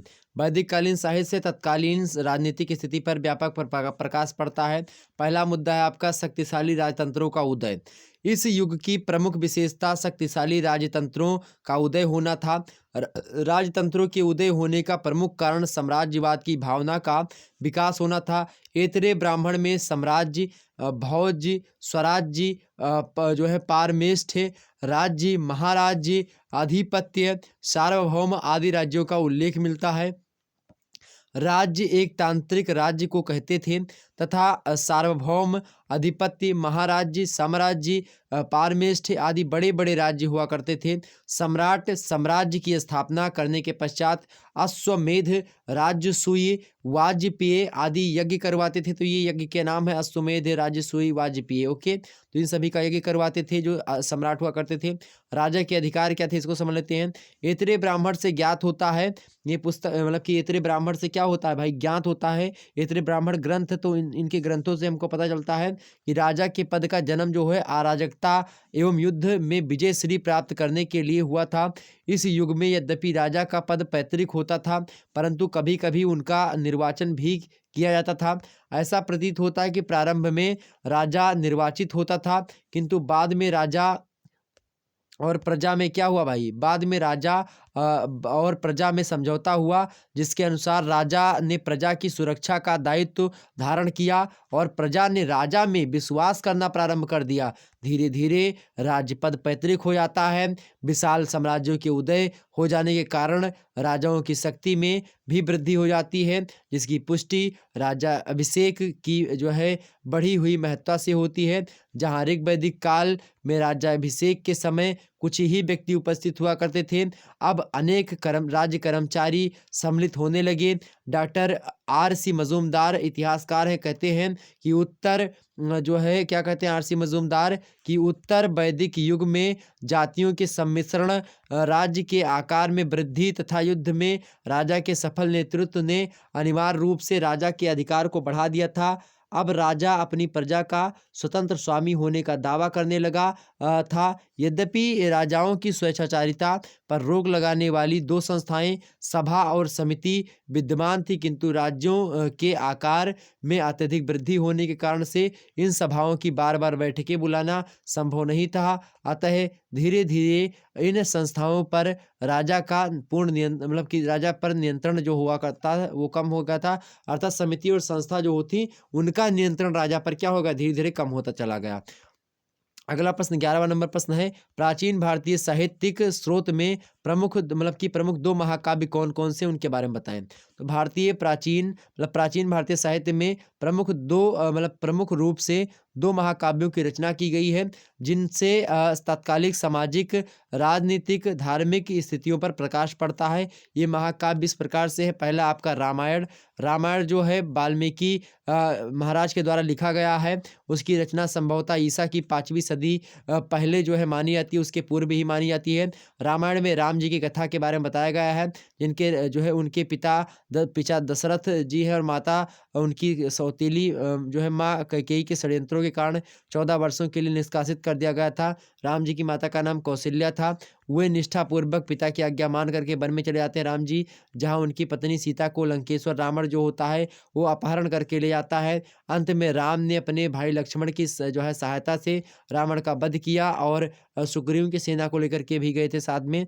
और हनुमान जी थे, जामुवन थे, जो है जामवंत बलराज खेहर दत्तमुख निसठ सठ जामवंत बलराज से जो है ये सब कब सुग्रीव समाना बड़े बड़े जो है योद्धा बानर गए थे और सीता को वापस ले आते हैं। और जो है महाभारत की मुख्य कथा की अपेक्षा राम की कथा कहीं अधिक सामाजिक और धार्मिक प्रभाव डाल सकी है। वहीं बात की जाए रामायण के अनेक रूपांतर भारतीय भाषाओं में तथा दक्षिण पूर्व एशिया की भाषाओं में पाए जाते हैं। यद्यपि यह महाकाव्य भारत की अपेक्षा अधिक जो है महाभारत की अपेक्षा अधिक सुदृढ़ है, तथापि इसमें जो है भी कुछ ऐसे उपदेशात्मक भाग हैं जो बाद में जोड़े दिए गए हैं। रामायण की रचना 500 ईसा पूर्व से 300 ईसा पूर्व के बीच में हुई है, लेकिन इसके काल निर्धारण की समस्या आज भी बनी हुई है। अगला जो आपका साहित्यिक स्रोत है वो है महाभारत। उसके बारे में आपको बताते हैं। महाभारत वेद व्यास की रचना मानी जाती है। इसकी रचना 400 ईसा पूर्व से लेकर के 400 ईस्वी के बीच में मानी जाती है, लेकिन प्रत्यक्ष रूप से इसकी रचना कब हुई यह कहा नहीं जा सकता, जिसके कारण काल निर्माण की समस्या काल निर्धारण करने की समस्या उत्पन्न हो गई। महाभारत में कथाएं हैं, वर्णन है और उपदेश भी है। इनकी मूल कथा जो कि कौरव और पांडवों के बीच के युद्ध की कथा है, जो कि उत्तर वैदिक काल की हो सकती है। इसके विवरणात्मक अंश का उपयोग वेदोत्तर काल के संदर्भ में किया जा सकता है। उपदेशात्मक अंश का उपयोग साधारणतः मौर्योत्तर काल और गुप्त काल के संदर्भ में। महाभारत सार रूप में चचेरे भाई दो समूह कौरवों और पांडवों के बीच आपसी झगड़ों की कहानी है, जो बताती है कि राजसत्ता स्वजनों के प्राण से भी अधिक प्यारी होती है। यद्यपि धृतराष्ट्र द्वारा छोड़े गए राज्य के उत्तराधिकारी पांडव थे, फलतः कौरवों और कृष्ण संबंधित पांडवों के बीच लंबी बंधुघाती लड़ाई हुई। अंत में कौरवों को हरा करके पांडव विजयी होते हैं। महाभारत का युद्ध जो है कुल मिलाकर के कितने दिनों चला था, 18 दिन तक चला था। और पांडव जो है उसके बाद में राज करते दुर्योधन की मृत्यु होती है और युधिष्ठिर की पार्टी जो है वो जीत जाती है। अगला प्रश्न आपके समक्ष 12वां नंबर प्रश्न है कि महाकाव्यकालीन राजनीतिक दशा का वर्णन कीजिए। महाकाव्यकालीन, तो महाकाव्यकालीन राज्यों की राजनीतिक दशा का वर्णन निम्नलिखित है। पहला कि राज्यों के प्रकार उस समय कैसे थे उसको समझते हैं। तो वैदिक काल की तुलना में राज्यों के स्वरूप में महाकाव्य काल तक महत्वपूर्ण परिवर्तन हो चुका था। वैदिक युग में के छोटे छोटे राज्यों के स्थान पर विशाल साम्राज्यों की स्थापना हो चुकी थी, जिनके शासकों को सम्राट कहा जाता था। महाकाव्य काल में कुछ गणतंत्रों का अस्तित्व भी था, परंतु प्रमुखतः राजतंत्र ही विद्यमान थे। दूसरे थे राजा। तो राज्य का सर्वोच्च अधिकारी राजा होता था। राजा प्रायः निरंकुश होने का प्रयास नहीं करते थे और तथा लोक कल्याण के कार्य व प्रजा की रक्षा करना उनके प्रमुख कर्तव्य हुआ करते थे। किंतु फिर भी इस युग में राजा अत्यंत सज धज कर शान शौकत और विलासितापूर्ण जीवन व्यतीत करता था। तीसरा पॉइंट है आपका केंद्रीय प्रशासन किस समय का भाई। तो जो है ये किस समय की बात हो रही है, तो ये महाकाव्यकालीन की बात हो रही है। इसकी केंद्रीय जो है प्रशासन देख लेते हैं। तो सम्राट को प्रशासन में सहायता देने के लिए दो संस्थाएं क्रमशः मंत्री परिषद व सभा बनाई गई थी। मंत्री परिषद में लगभग 37 मंत्री हुआ करते थे, जो प्रत्येक वर्ण से चुने जाते थे, मतलब ब्राह्मण क्षत्रिय वैश्य सभी से मंत्री बनाते थे। सभा में 18 सदस्य होते थे, जो विभिन्न विभागों के अध्यक्ष भी होते थे। सभा के अध्यक्ष को सभा अध्यक्ष भी कहा जाता था। और प्रशासन की सुविधा के लिए संपूर्ण साम्राज्य को विभिन्न जो है इकाइयों में विभाजित किया गया था। सबसे छोटी इकाई ग्राम हुआ करती थी। ऊपर 10 ग्राम, 20 मतलब 20 ग्राम, 7 ग्राम, सहस्त्र ग्राम तथा राज्य थे। इन इकाइयों के अधिकारियों को क्रमशः ग्रामिक, बीसंतीय, शतग्रामी, अधिपति व राजा कहते थे। इन पदाधिकारियों का कर्तव्य लगान वसूल करना हुआ करता था, अपराधियों को दंडित करना हुआ करता था, अपने क्षेत्र में शांति बनाए रखना हुआ करता था। आय के प्रमुख साधन प्रजा के वसूल के द्वारा, मतलब प्रजा के द्वारा जो वसूले गए कर होते थे उनके, मतलब वही जो है आय का स्रोत था राज्य का। आगे थी सेना की स्थिति कैसी थी भाई महाकाव्यकालीन की। तो आक्रमणों से अपने राज्य की सुरक्षा करने के लिए राजा द्वारा एक विशाल सेना रखना आवश्यक था। सेना पैदल, घोड़े व रथ, हाथी के साथ होती थी। कूटनीति का प्रयोग भी इस युग में होने लगा था। महाकाव्य काल में गुप्तचरों व हाथियों का प्रयोग भी होने लगा था। इस युग में धर्म युद्ध के नियम भी प्रचलित हो गए थे तथा व्यूह रचना भी युद्धों में की जाती थी। अनेक नवीन अस्त्र शस्त्रों का भी आविष्कार किया गया था। उदाहरणार्थ गदा, चक्र, बाण आदि शस्त्र इस युग में सर्वप्रथम इसी युग में सर्वप्रथम युद्धों में प्रयोग में लाए गए महाकाव्य काल में ही। ओके, आगे बढ़ते हैं।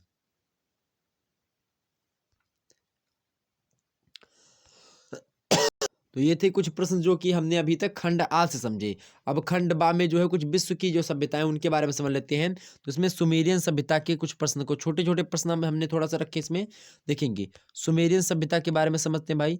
सुमेरियन स्त्रियों की स्थिति कैसी, सुमेरियन सभ्यता है, उस सुमेरियन सभ्यता में स्त्रियों की जो स्थिति थी वो कैसी थी। तो सुमेरियाई सभ्यता में स्त्रियों की स्थिति कुल मिलाकर के काफी अच्छी थी। वे पुरुषों के साथ सामाजिक एवं धार्मिक उत्सव में समान रूप से भाग भी लेती थीं।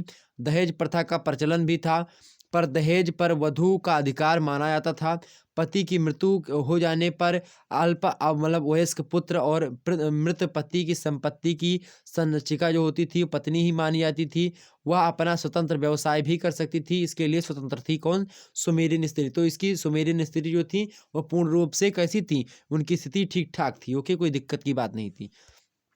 अब दूसरा प्रश्न है कि सुमेरियन न्याय और कानून के बारे में क्या आप आप क्या जानते हैं। सुमेरियन न्याय सुमेरियन सभ्यता में न्याय कैसा था और कानून कैसा था, इसके बारे में बताएं। तो अब यह सर्वमान्य जो है रूप से माना जाता है कि सुमेरियन लोगों ने सर्वप्रथम विधि संहिता की रचना की थी। विधि एक प्रकार से संहिता जो होती, कानून जो है निर्माण की, एक प्रकार से कानून निर्माण। तो विधि संहिता की रचना की थी। सुमेरियन कानून का प्रधान लक्षण प्रतिशोध को कानून का आधार स्वीकार करना था, अर्थात जैसे को तैसा, टिट फॉर टैट जो था यहाँ का एक प्रकार से फेमस नारा हुआ करता था। और सठे साठम समाचरित जैसा व्यवहार लोग करते थे। दुष्ट के साथ दुष्टता का व्यवहार, आप जैसा करोगे वैसा जो है व्यवहार ये लोग किया करते थे। अपराधी को सजा देने वाला, सजा में कमी करने का अधिकार उस व्यक्ति को है। अपराधी को सजा देने अथवा सजा में कमी करने का अधिकार उस व्यक्ति को हुआ करता था जिसके विरुद्ध अपराध किया गया हुआ। अर्थात अगर हमने आप कि कोई व्यक्ति है, आपने किसी को 2 थप्पड़ मार दिया, 2 झापड़ लगाया, अब वो व्यक्ति ही आपको माफ कर सकता है या फिर कोई को क्या दंड देगा, किस प्रकार से आपको सजा देना है, वो खुद डिसाइड करेगा जिस पर मार पड़ी है। ओके, आगे है राज्य का काम एवं निष्पक्ष पंच की तरह अपराध और अपराधी की घोषणा करना तथा दंड की घोषणा के बाद उन्हें क्रियान्वित करने का जो काम हुआ करता था वही किया करता था। आगे समझते हैं सुमेरियन लिपि के विषय में आप क्या जानते हैं। सुमेरियन लोगों की जो लिपि थी उसके बारे में आप क्या जानते हैं। तो सुमेरियन वासी प्राचीन काल से लेखन कला से परिचित थे। आरंभ में उनकी लिपि चित्रलिपि थी, लेकिन बाद में वस्तु चित्रों का ध्वनि चित्रों के रूप में जो है प्रयोग होने लगा, आरंभ हो गया। ध्वनि चित्र माने होता है कि जो है बोल करके, मतलब जैसे कि चित्रात्मक शैली का प्रयोग होता था कि ध्वनि और चित्र इनको मिला करके ही जो है भाषा बनती थी। जैसे आज मैं बोल रहा हूँ, ये मेरी ध्वनि है, और जो आपके समक्ष लिखा हुआ है ये क्या है? ये लिपि है, जिस लिपि में लिखी गई है। और भाषा कौन सी है? हिंदी है। लिपि कौन सी है? देवनागरी लिपि में लिखा हुआ है, ठीक। और बोल जो मैं रहा हूँ वो ध्वनि है। तो पहले चित्र बना होता था और चित्र को ध्वनि के माध्यम से समझा दिया जाता था। ओके, आगे ध्वनि चित्रों के पश्चात सुमेरियन लिपि शब्दांश लिपि बन गई। पहले तो चित्रात्मक लिपि बनी, उसके बाद में शब्दों के रूप में लिपि परिवर्तित हुई। इस लिपि में किसी शब्द को लिखने के लिए शब्द की ध्वनि के बोधक चित्रों को जोड़ दिया जाता था। मतलब ध्वनि का जो बोधक चित्र, मतलब कि ध्वनि, जिस ध्वनि का चित्र होता था उस ध्वनि को चित्र, मतलब कि एक प्रकार से चित्र बना देगा कि हाँ ये ध्वनि इस चित्र को, जैसे कि आ हमने बनाते तो आ की जो है ध्वनि बोली आ, तो आ का चित्र हमने ऐसे बना दिया कि ये आ हो गया, ये हो गया आपका। तो इस प्रकार से क्या हुआ भाई, जो है सुमेरियन लिपि में 550 अर्थात 350 शब्दांश चित्र थे। बाद में उनमें जो है कमी आती गई और अंत में 40 अक्षर ही रह गए। आगे समझते हैं, चौथा नंबर प्रश्न है, सुमेरियन सामाजिक वर्गीकरण के विषय में आप क्या जानते हैं? सामाजिक वर्गीकरण कैसा था सुमेरियन लोगों का? सुमेरियन समाज जो हुआ करता था वो 3 वर्गों में खास करके बटा हुआ था। पहला था उच्च वर्ग, दूसरा था मध्यम वर्ग और तीसरा था निम्न वर्ग। तो 3 वर्गों में उच्च वर्ग, मध्यम वर्ग और निम्न वर्ग, 3 वर्गों में सुमेरियन सभ्यता जो हुई बटी थी। अब उच्च वर्ग के बारे में थोड़ा सा समझ लेते हैं कि उच्च वर्ग जो होते थे उनमें कौन कौन से लोग होते थे। तो उच्च वर्ग उच्च वर्ग के अंतर्गत क्या होता था भाई? उच्च वर्ग के अंतर्गत उच्च वर्ग के अंतर्गत राजा तथा उसका परिवार, सामंत लोग हुआ करते थे, पुरोहित लोग हुआ करते थे, उच्च पदाधिकारी जो थे वो उच्च वर्ग में आते थे। ये सब सम्मिलित कहते थे। यह राज्य का सर्वोच्च वर्ग हुआ करता था। राजा मतलब राज्य तथा सेना के सभी प्रमुख पदों पर इसी वर्ग के लोग नियुक्त होते थे। ये लोग सुंदर भवनों में रहते थे तथा इनकी सेवा में अनेक दास दासियां भी जो है रहा करती थी। आगे था मध्यम वर्ग। मध्यम वर्ग में इसके अंतर्गत छोटे व्यापारी और शिल्पी लोग होते थे, जो बुद्धिजीवी लोग होते थे, और स्वतंत्र किसान वगैरह जो होते थे वो मध्यम वर्ग में आया करते थे। निम्न वर्ग में वे लोग आते थे और मतलब कि किसान वगैरह जो थे वह दास वगैरह वो सब आते थे। तो यह वर्ग अर्ध स्वतंत्र किसानों दासों का था। दोनों में कोई विशेष अंतर न था। दासों की स्थिति निम्न थी, मतलब एकदम से बेकार थी। अर्ध स्वतंत्र किसान स्वदेशी होने के कारण मतलब कि होने के कारण समाज के अभिन्न जो है अंग माने जाते थे। तो ये था एक प्रकार से जो है क्या भाई, सुमेरियन सामाजिक वर्गीकरण जो कि हमने आपकी समझ बताए। अब जिगुरत क्या है भाई, इसको समझ लेते हैं। जिगुरत क्या है? सुमेरियन कला पर एक टिप्पणी लिखिए। सुमेरियन कला है कौन? एक जिगुरत। जिगुरत के विषय में आप क्या जानते हैं? प्रश्न क्या पूछा गया है? जिगुरत के विषय में आप क्या जानते हैं? या फिर अथवा नंबर प्रश्न है, अथवा करके दूसरा, यही प्रश्न का एक प्रकार से यही है वो भी। सुमेरियन कला ही है, चूंकि एक जिगुरत इसीलिए एक टिप्पणी करने के लिए पूछा गया। समझते हैं, सुमेरियन कला की सबसे बड़ी विशेषता क्या है भाई? जिगुरत ही है। सुमेरियन भाषा में जिगुरत का मतलब क्या होता है इसको जान लेते हैं। तो जिगुरत का अर्थ है पर्वत निवास। क्या? पर्वत निवास को जिगुरत कहा जाता है। यह मंदिर का ही दूसरा रूप हुआ करता है।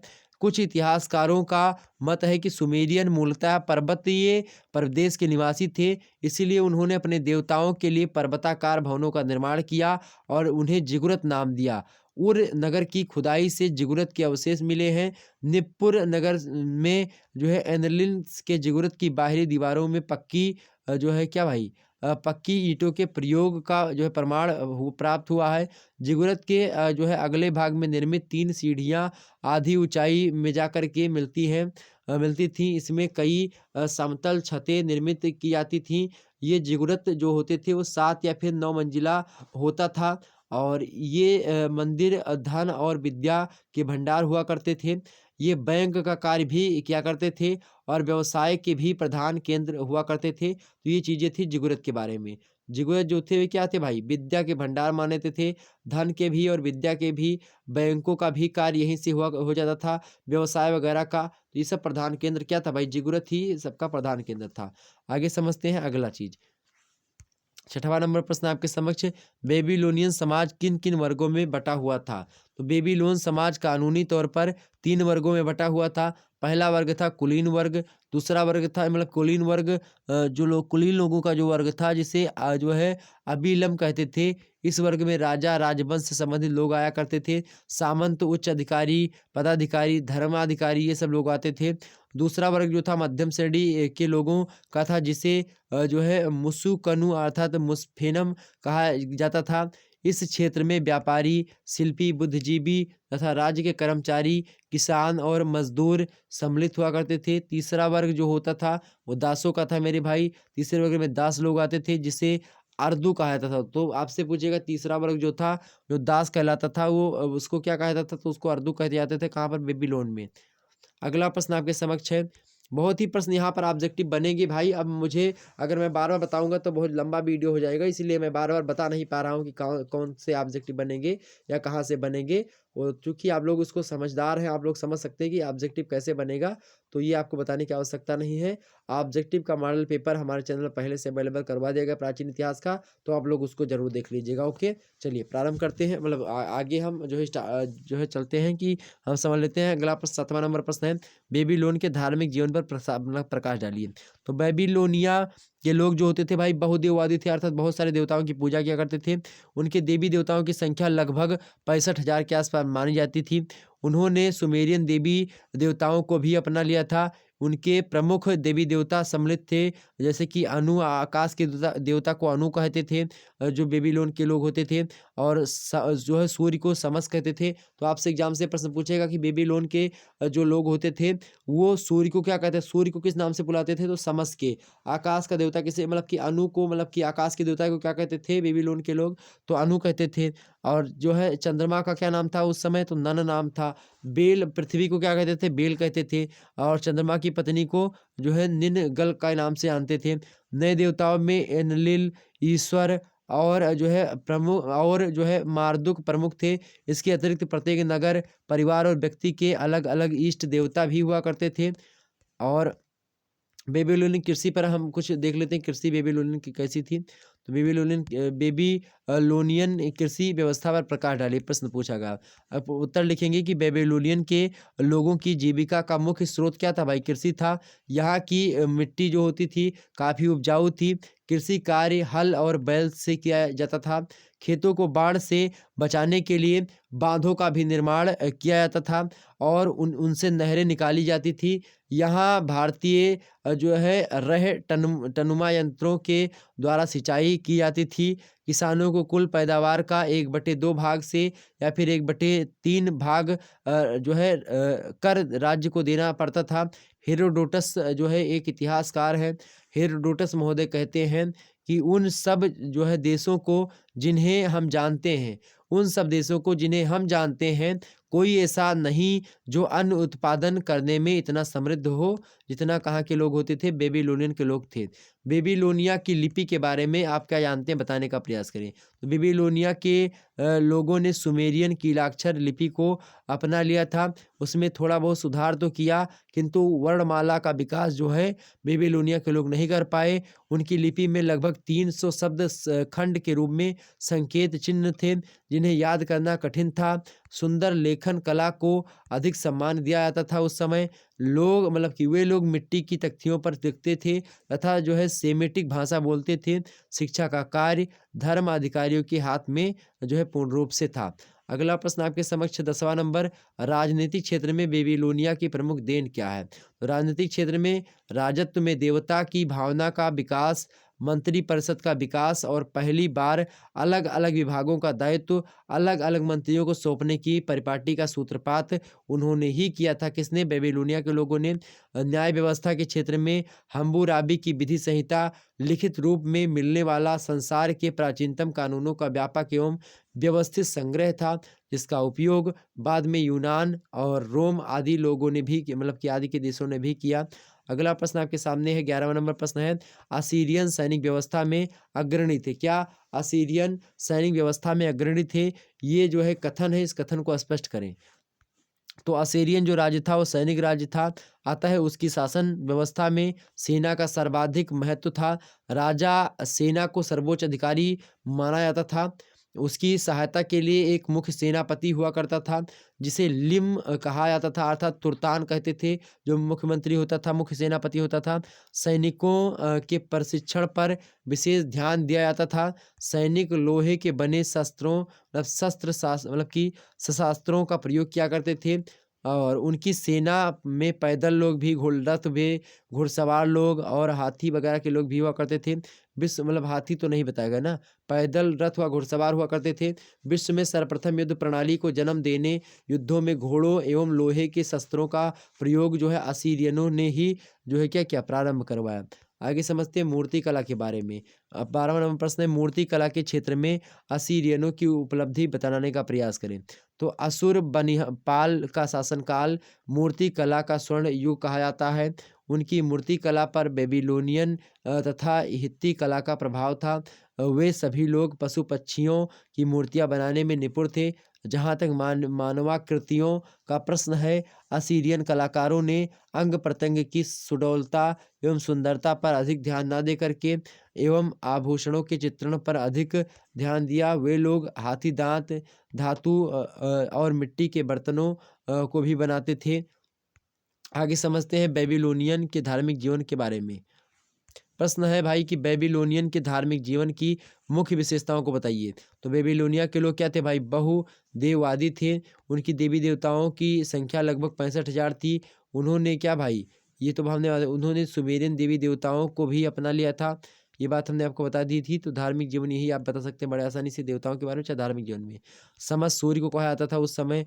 उसके बाद में जो है देवी देवता जो थे उनमें अनु आकाश के देवता को कहा जाता था, समझ सूर्य देवता को, नग्न चंद्रमा को, बेल पृथ्वी को, और जो है नीलगल चंद्रमा की पत्नी को आदि। नए नए देवताओं में एनलिल ईश्वर और मार्दुक प्रमुख थे। इसके अतिरिक्त जो है प्रत्येक नगर परिवार और व्यवस्थित के मतलब व्यक्ति के अलग अलग इष्ट देवता के खेतों आदि जो है जो है नदियों आदि के भी पृथक देवता थे। ईश्वर जो है उनकी प्रमुख देवी थी।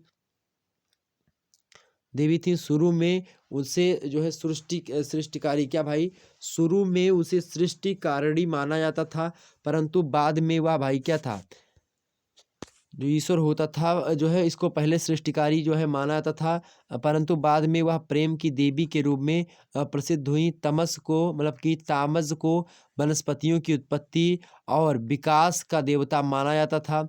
वह ईश्वर का प्रेमी थे। मार्दुक पहले कृषि का देवता था, बाद में उसे तूफान का देवता माना जाने लगा और उसकी पूजा राष्ट्रीय स्तर पर होने लगती है। आगे बढ़ते हैं हम्बुराबी।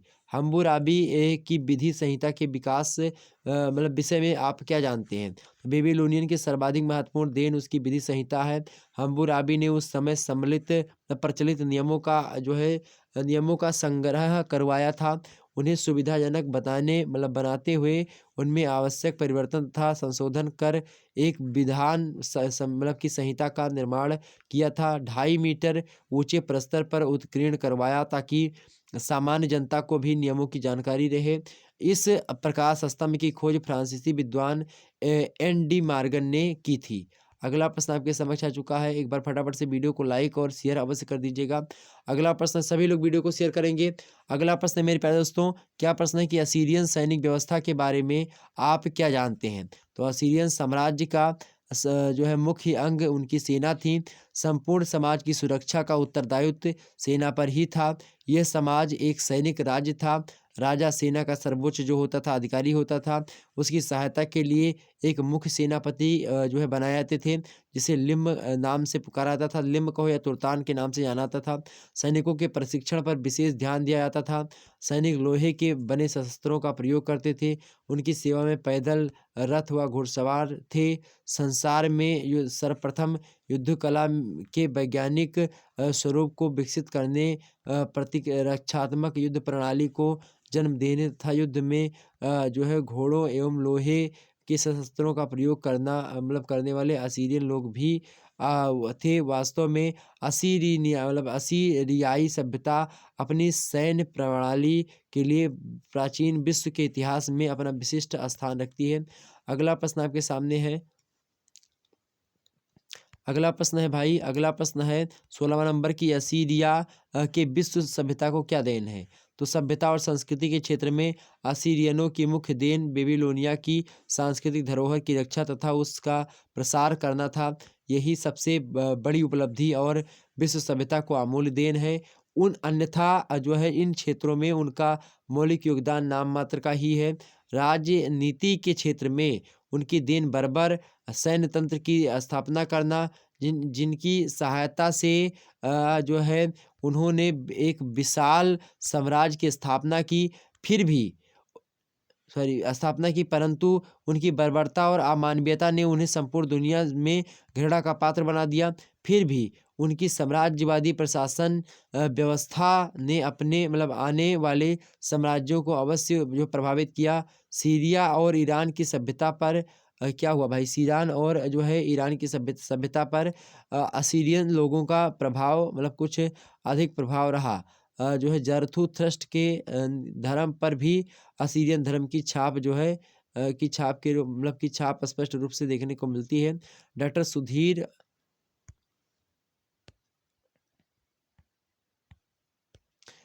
सुशील जो है माधव पाठक के अनुसार मुख्य रूपेण असीरिया के लोग किसी महान संस्कृति के निर्माणकर्ता नहीं वरन संरक्षक थे। ये बात भी ध्यान रखेंगे। इतनी बात क्लियर हो गई। चलिए आगे बढ़ते हैं।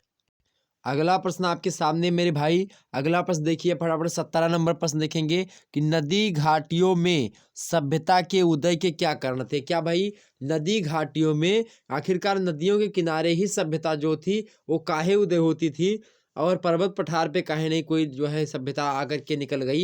ये पर्वत पठार की खुदाई हुई हो और उसमें कोई सभ्यता का पता चला हो। पता चला कहाँ पर भाई, नदियों के किनारे जब भी खुदाई हुई है तो वहीं पर कोई ना कोई सभ्यता जो है दबी हुई मिली है हमको।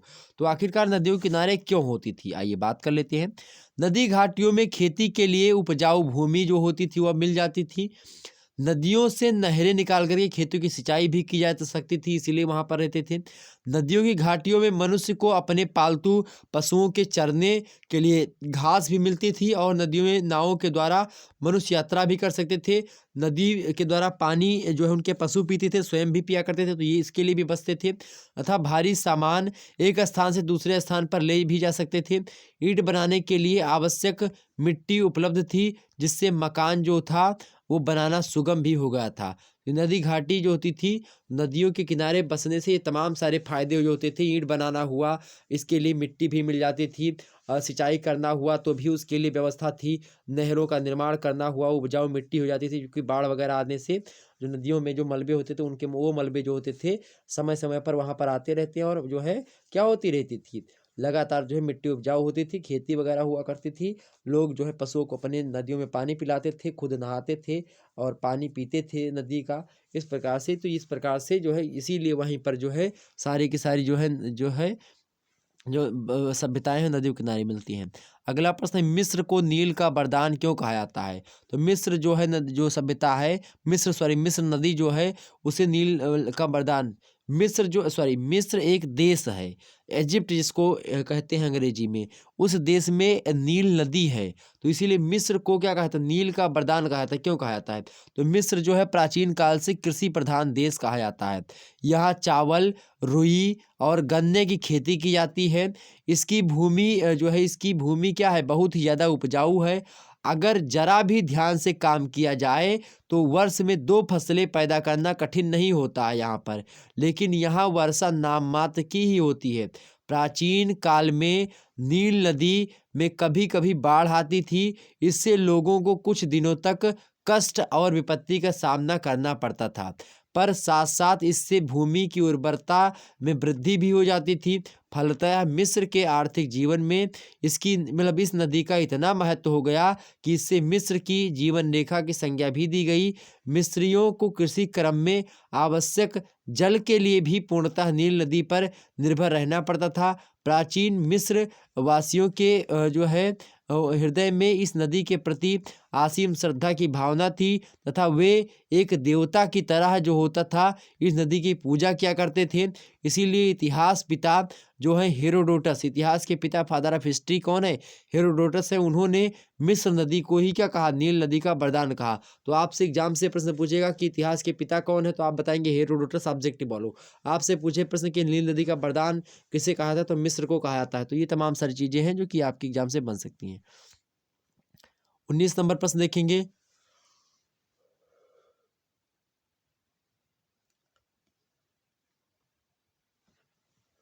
19 नंबर प्रश्न देखिए मेरे भाई।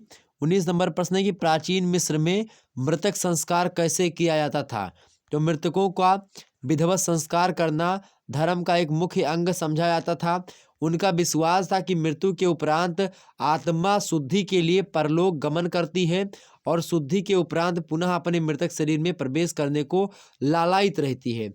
इसी विश्वास के आधार पर वे अपने मृतकों के शरीर को नष्ट नहीं होने दे देते थे। कौन? मिस्र के लोग। और क्या होते थे भाई? मिमी एक पिक्चर है, आप देखने का प्रयास करें। मिमी, मिमी पिक्चर जो है उस मिमी बना देते थे, मम्मी। तो मम्मी में क्या होता था कि उसमें चुनवा देते, पत्थर से जो है एक प्रकार से उसमें लाश चुनवा देते थे। कभी कभी ना कभी जो जीवात्मा है वो कहीं ना कहीं पे आकाश मार्ग से भ्रमण करते हुए परलोक में जाने के बाद में, परलोक में टहलने के बाद में अपने शरीर में पुनः आने का प्रयास करेगी। और इसीलिए उस शरीर को जो है उसमें रख देते थे कि ऐसा होगा कि कहीं जो है वो आएंगे और इसी में रह जाए, मतलब कि जो है फिर से जिंदा हो जाएंगे।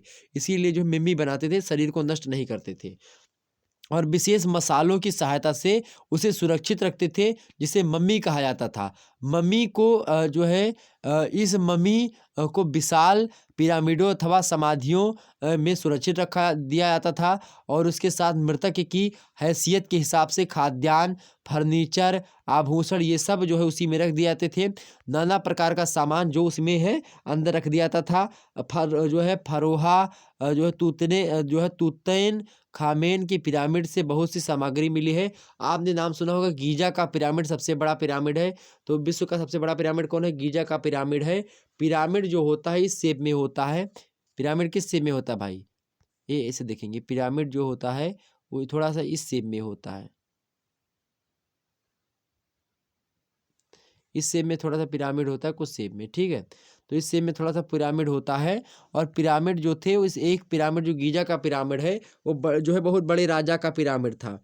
तो उसमें क्या था, राजा जब मर गया तो राजे को एक प्रकार से वहीं पर चुनवा दिया गया और बहुत सारे लोग जो है वही इसके साथ साथ जो है मरे थे। तो उन सभी को उसमें चुनवा दिया गया था और बड़ा बहुत पिरामिड बना है। तो हो सकता है जो सभ्यताएं नष्ट हुई हैं वो उन्हीं मतलब किसी दिन जो है वही जो है अब आत्मा आई हो घूम करके और वहीं से एक दैत्य रूपी जो है दैत्य निकला हो, इतने सारे लोग जो वहां पर चुने हुए थे और वही आकर के सभ्यता को नष्ट कर दिए हुए हैं प्राचीन मिस्र की। हालांकि आगे समझते हैं। 20वां नंबर प्रश्न है कि प्राचीन मिस्र के प्रमुख उद्योग धंधों का उल्लेख कीजिए। तो प्राचीन मिस्र में अनेक उद्योग धंधे विकसित थे। मिट्टी के बर्तन बनाना, मकान बनाना, वस्त्र बनाना, पत्थर काटना, धातुओं के हथियार बनाना, औजार बनाना, बर्तन बनाना, ये सब मिस्र वासियों के प्रमुख उद्योग धंधे थे। वे पत्थर काटने, गहने एवं बर्तन बनाने, तांबे और कांसे के हथियार बनाने के कुशल थे। काफ़ी लोग नावों और जहाज़ों का भी निर्माण किया करते थे। उद्योग धंधों से जीविका निर्वाह करने वालों की संख्या बढ़ गई थी। ईंटें बनाना, राजगीर का काम करना, धातुओं का काम एक प्रकार से क्या था भाई? काम करना, धातुओं का काम करना तथा लकड़ी के सामान तैयार करना काफ़ी लोकप्रिय उद्योग था। बाद में शताब्दियों में जहाज बनाना, मिट्टी के बर्तन तैयार करना तथा कपड़े बुनना काफ़ी महत्वपूर्ण उद्योग बन गए। ये सीमेंट प्लास्टर बनाने में भी निपुण थे। कौन? मिस्र के लोग। अगला प्रश्न 21 नंबर, मिस्र की कला में पिरामिडों का क्या महत्व है? तो प्राचीन मिस्र में स्थापत्य कला के अंतर्गत पिरामिडों का एक महत्वपूर्ण स्थान है। पिरामिड जो है मिस्र के राजाओं की समाधियां हैं। ये पिरामिड प्राचीन मिस्र की स्थापत्य कला के सर्वश्रेष्ठ नमूने हैं। मिस्र की राजधानी काहिरा के दक्षिण जो है मेम्फिस नामक नगर के पास आज भी लगभग 70 पिरामिड विद्यमान हैं। पिरामिडों में राजा को दफनाने के कमरे के अतिरिक्त अन्य बहुत से कमरों का निर्माण किया जाता था, जिसमें राजा के लिए भोजन तथा अन्य आवश्यकताओं से संबंधित वस्तुओं को भी रख दिया जाता था। पिरामिडों में सबसे प्रमुख गीजा का पिरामिड, जिसे मिस्र के फरोहा खुफू ने 3000 ईसा पूर्व में बनवाया था। इस पिरामिड की गिनती विश्व के 7 महान आश्चर्यों में की जाती है। विश्व के फरोहा तूतेन खामेन का पिरामिड भी जो है प्रसिद्ध है। मैं आपको बता दूं, हुआ था कि राजा जब मरे थे तो उनके साथ और भी जो तमाम सारे लोगों को मार दिया गया था कि राजा जब वहां पर रहेंगे या फिर आएंगे दोबारा तो उनके जो है सेवा पाती के लिए बहुत सारे लोगों को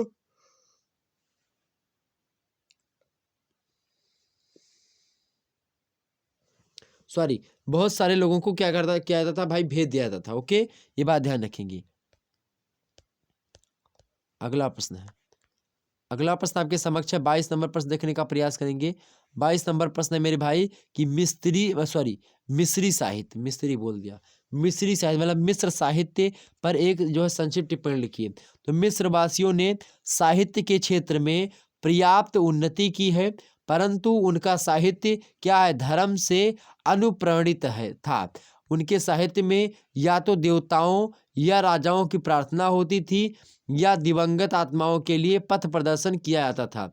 दोनों प्रकार का धार्मिक साहित्य, जिसे मृतकों का साहित्य तथा शव रखने वाली संदूकों का साहित्य कहा गया है। तो आपसे पूछेगा शव रखे जाने वाली संदूकों का साहित्य किसे कहा जाता है, तो आप बताएंगे कि मिस्र साहित्य को। आपसे कहेगा मृतकों का साहित्य किसे कहा जाता है, तो मिस्र साहित्य को। ठीक, ध्यान रखेंगे इतनी बात। यह साहित्य पूर्णतः क्या थे भाई, ये साहित्य पूर्णतः धार्मिक तथा मरणोत्तर जीवन से संबंध है अथवा मृत राजाओं के कार्यकलापों का आख्यान है।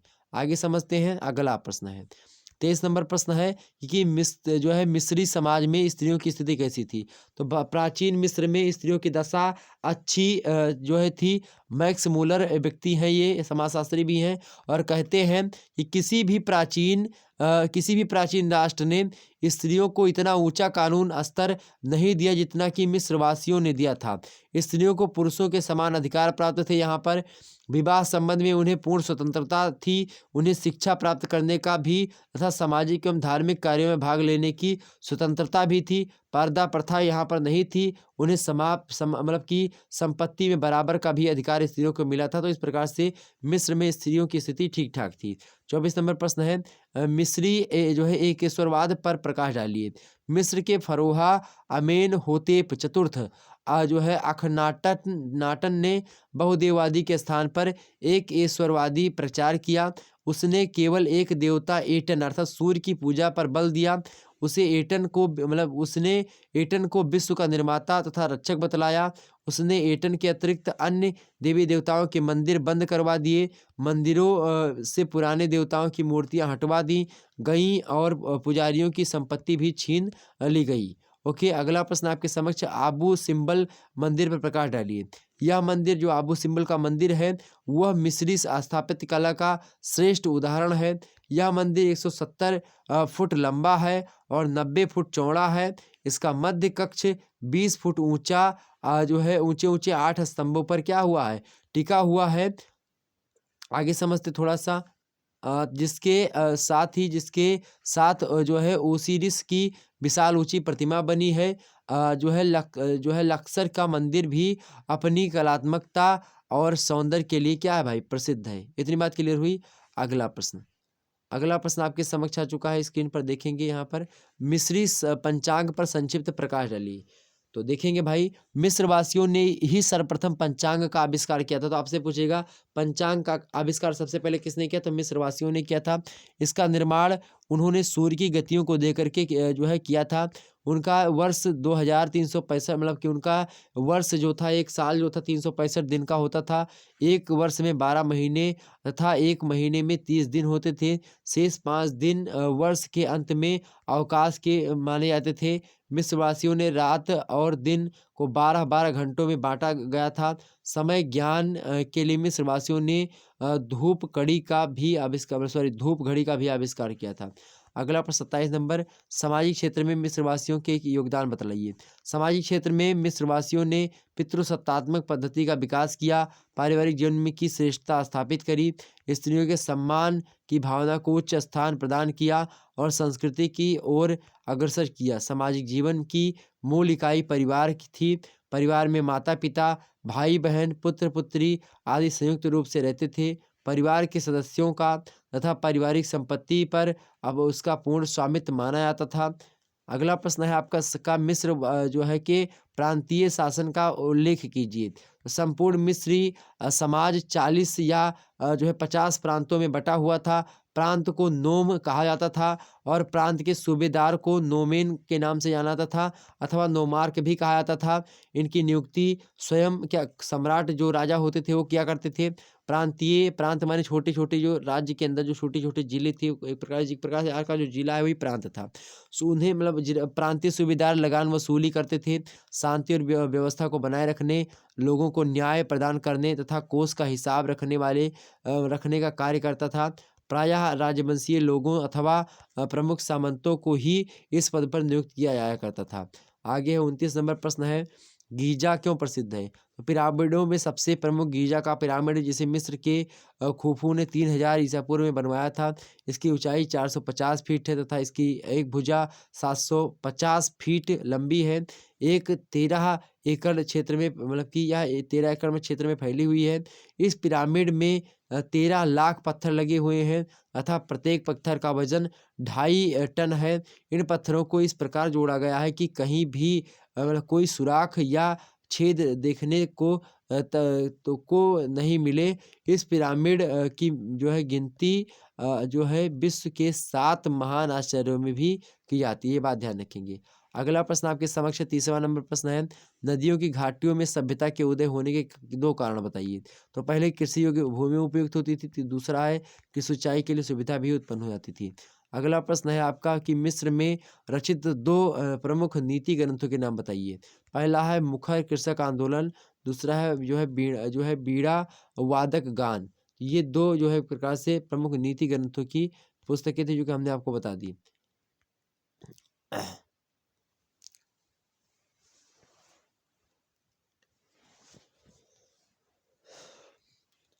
अगला प्रश्न आपके समक्ष 32 नंबर प्रश्न देखेंगे। प्रश्न है मेरे भाई, प्रश्न क्या दिया हुआ है कि मिस्र में राजकीय आय, क्या मिस्र में राजकीय आय के 2 प्रमुख स्रोत बताइए। तो एक तो था भाई भूमि कर से जो है पैसा आ जाता था मिस्र के जो है सरकार को, दूसरा था कि आयात निर्यात के द्वारा भी जो है पैसे मिलते थे। अगला प्रश्न 33 नंबर, मिस्र वासियों के मनोरंजन के प्रमुख साधन कौन कौन थे। मिस्र वासियों के प्रमुख साधन जो थे मनोरंजन के, वो संगीत वगैरह सुनते थे, नृत्य किया करते थे, कभी कभी नटबाजी भी, पशु युद्ध भी करते थे, जुआ वगैरह भी खेल लेते थे। इसे मनोरंजनात्मक के रूप में जो है किया करते थे, ये सब साधन थे। अगला 34 नंबर प्रश्न देखेंगे। अगला प्रश्न 34 नंबर प्रश्न है कि मिस्र वासियों की 2 प्रमुख उपलब्धियां बताइए। तो भाषा की वर्णमाला पहली उपलब्धि और दूसरी राजा रानी की समाधि पर विशाल पिरामिडों का निर्माण करना। ये भी एक प्रकार से मिस्र वासियों की 2 प्रमुख उपलब्धि जो मान सकते हैं। अगला प्रश्न आपके समक्ष है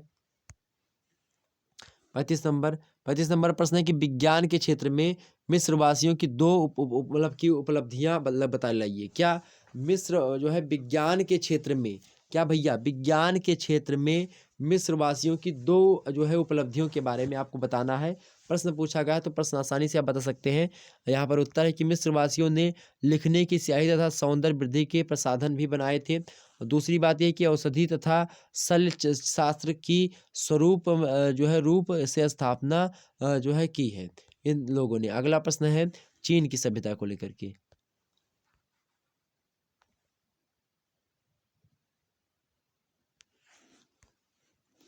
प्रश्न 36 नंबर कि चीन की सभ्यता का उद्गम स्थल कहाँ था। चीन की सभ्यता का उदय होंगहो अर्थात होंगहो नदी के निचले बेसिन में हुआ है। चीनी लोग इसे पीली नदी भी कहते हैं। इस नदी का उद्गम तिब्बत की झाड़ियों से होता है। यह काफ़ी दूर तक वो जो है उत्तर की ओर बहने के बाद पूरब की तरफ मुड़ जाती है और फिर घूम कर दक्षिण की ओर बहती हैं, आगे भी चल करके या फिर पूरब की ओर बहने लगती हैं और प्रशांत महासागर में गिरती हैं। अगला प्रश्न है आपके समक्ष।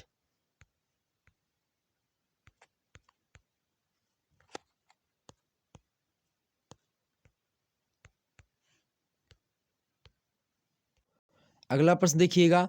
अगला प्रश्न 37 नंबर की चीन में मंदारिन किसे कहा जाता था? तो चीन में मंदारिन एक भाषा का नाम है। चीन में जो बोले थे वो भाषा मंदारिन ही है, और ये भाषा जो है विश्व में सबसे ज़्यादा बोली जाने वाली भाषा जो है वो मंदारिन भाषा ही है, जो कि चाइना की भाषा है। ओके, ये बात ध्यान रखेंगे। अगला प्रश्न है चीन में चीन में मंदारिन किसे कहा था? तो चीन में विद्वानों का एक अलग वर्ग था जिसे मंदारिन कहा जाता था। तो विद्वानों का वर्ग जो था मंदारिन, और ये मंदारिन भाषा भी चीन की है। ओके, ये बात ध्यान रखेंगे। तो इस वर्ग के लोगों का समाज में बहुत अधिक सम्मान था। इसी वर्ग के लोग उच्च प्रशासनिक पदों पर नियुक्त किए गए थे। चीन में किसी भी वर्ग का व्यक्ति अपनी विद्वता एवं योग्यता के आधार पर मंdarin वर्ग का सदस्य बन सकता था। चीन में व्यक्ति का सम्मान उसके व्यक्तिगत गुणों पर आधारित था, ना कि वंश एवं परंपरा पर। ये बात ध्यान रखेंगे। अगला प्रश्न आपके समक्ष, चीनी समाज में मनोरंजन के क्या क्या साधन थे? और चीनी लोगों के साथ जीवन में मेलों, उत्सवों, पर्वों आदि का काफ़ी महत्व था। ऐसे अवसरों पर रंगीन कागज़ों की जो है कंदीलें लगाई जाती थीं तथा आतिशबाजी भी की जाती थी। इसके अतिरिक्त आखेट, तैराकी, कुश्ती, व्यायाम, मुक्केबाजी, नृत्य, संगीत, ताश खेलना, शतरंज खेलना आदि भी जो है चीनियों के मनोरंजन के साधन थे। स्त्री पुरुष दोनों ही संगीत एवं जो है नृत्य में भाग ले सकते हैं और लेते भी हैं। चीन में जादू के खेल जो है भी काफ़ी लोकप्रिय है। ओके, जादू का खेल क्या भाई लोकप्रिय है। अगला प्रश्न है चीन के धार्मिक जीवन की विशेषताएं क्या थीं? चीन के धार्मिक जीवन की पहली विशेषता यह थी कि उनके धार्मिक विचारों में जटिलता, कट्टरता अथवा संकीर्णता नहीं थी। दूसरी विशेषता यह थी कि उनमें पुरोहित क्या भाई, उनमें पुरोहित जो है वो गड़बड़ है। सॉरी, क्या बोल दिया हमने? पुरोहित गड़बड़ है क्या बोल दिया? सॉरी, पुरोहित गड़बड़ नहीं है यार, सॉरी, इसके लिए माफ़ी चाहेंगे, थोड़ा सा ध्यान अलग चला गया।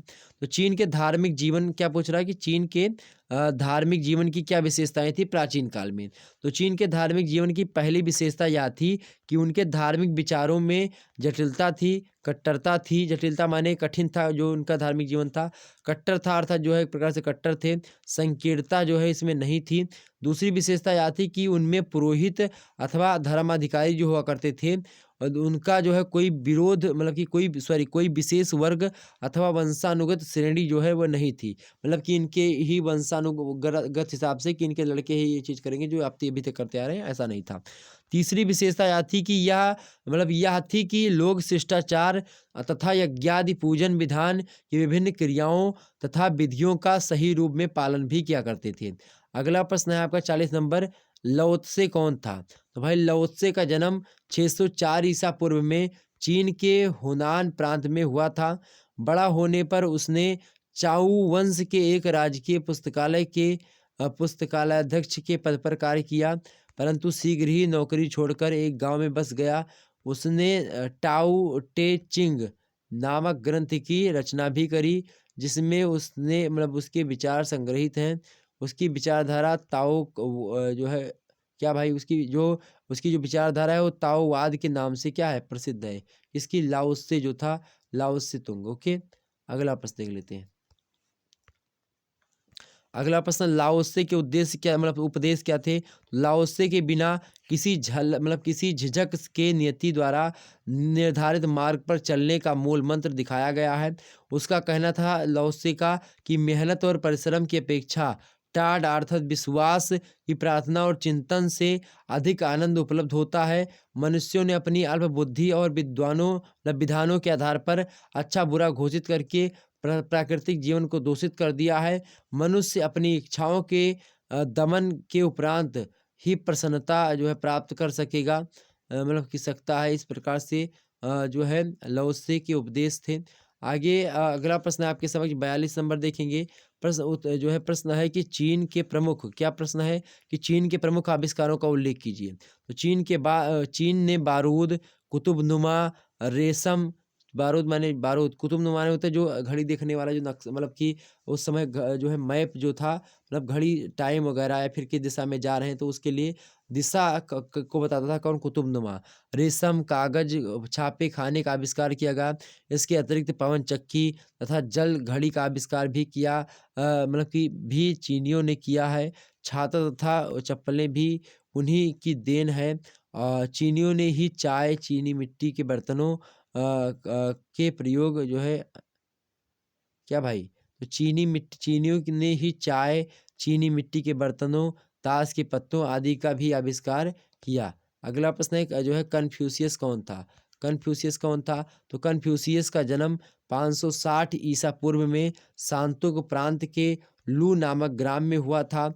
युवा अवस्था में उसने एक विद्यालय भी खोला था और छात्रों को पढ़ाना भी शुरू किया था। कहा जाता है कि उसके विश्वविद्यालय में 3000 जो है विद्यार्थी शिक्षण जो है कर रहे हैं। 3000 विद्यार्थी शिक्षण कर रहे मतलब कि करते थे। कुछ वर्षों बाद कन्फ्यूशियस को जो है चंगंतु नगर कमिस्ट्रेट जो है मजिस्ट्रेट जो है नियुक्त किया गया। उसकी बढ़ती हुई लोकप्रियता के कारण से अगर नगर सॉरी अन्य नगर मजिस्ट्रेट इससे ईर्ष्या करते मतलब थे। इसका जो है अंतिम दिन जो था बड़ा कष्टमय बीता तथा 62 वर्ष की आयु में जो है उसकी मृत्यु भी हो जाती, किसकी? कन्फ्यूशियस की। अगला प्रश्न आपके सामने 44 नंबर प्रश्न देखने का प्रयास करेंगे। 44 नंबर प्रश्न है कि चीनी उद्योग धंधों पर प्रकाश डालिए। चीनी उद्योग धंधों पर प्रकाश डालिए। तो चीन में उद्योग धंधों का काफ़ी जो है विकास हुआ। वस्त्र तैयार करना, मिट्टी के बर्तन तैयार करना, मूर्तियाँ बनाना, धातुओं के औजार बनाना, हथियार बनाना, आभूषण बनाना, मूर्तियाँ बनाना, ये सब बनाना जो है, लकड़ी की विविध वस्तु बनाना, कागज बनाना आदि अनेक अनेक धंधे विकसित किए गए थे चीन में। यहाँ बड़े पैमाने पर रेशमी वस्त्र तैयार किए जाते थे। विदेशों में चीन के रेशमी कपड़ों की भारी मांग रहती थी। ये सुंदर आभूषण भी बना मतलब कि यहाँ जो है जो चीन के लोग थे ये सुंदर आभूषण भी बनाते थे, तो ये बात है। अगला प्रश्न आपके समक्ष आ चुकी है। 45 नंबर प्रश्न देखने का प्रयास करेंगे। 45 चीन में प्रशासनिक अधिकारियों का चयन कैसे की जाए? मतलब कैसे होता था? चीन में प्रशासनिक अधिकारियों के चयन के लिए एक लोक सेवा आयोग होता था। इस लोक सेवा आयोग के उम्मीदवारों के चयन के लिए प्रतियोगिता परीक्षाओं का आयोजन होता था।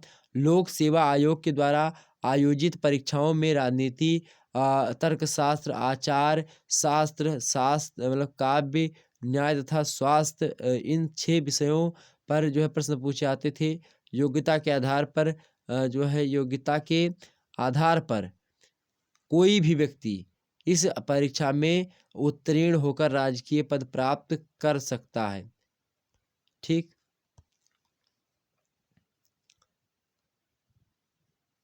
अगला प्रश्न आपका सामने पगोडा।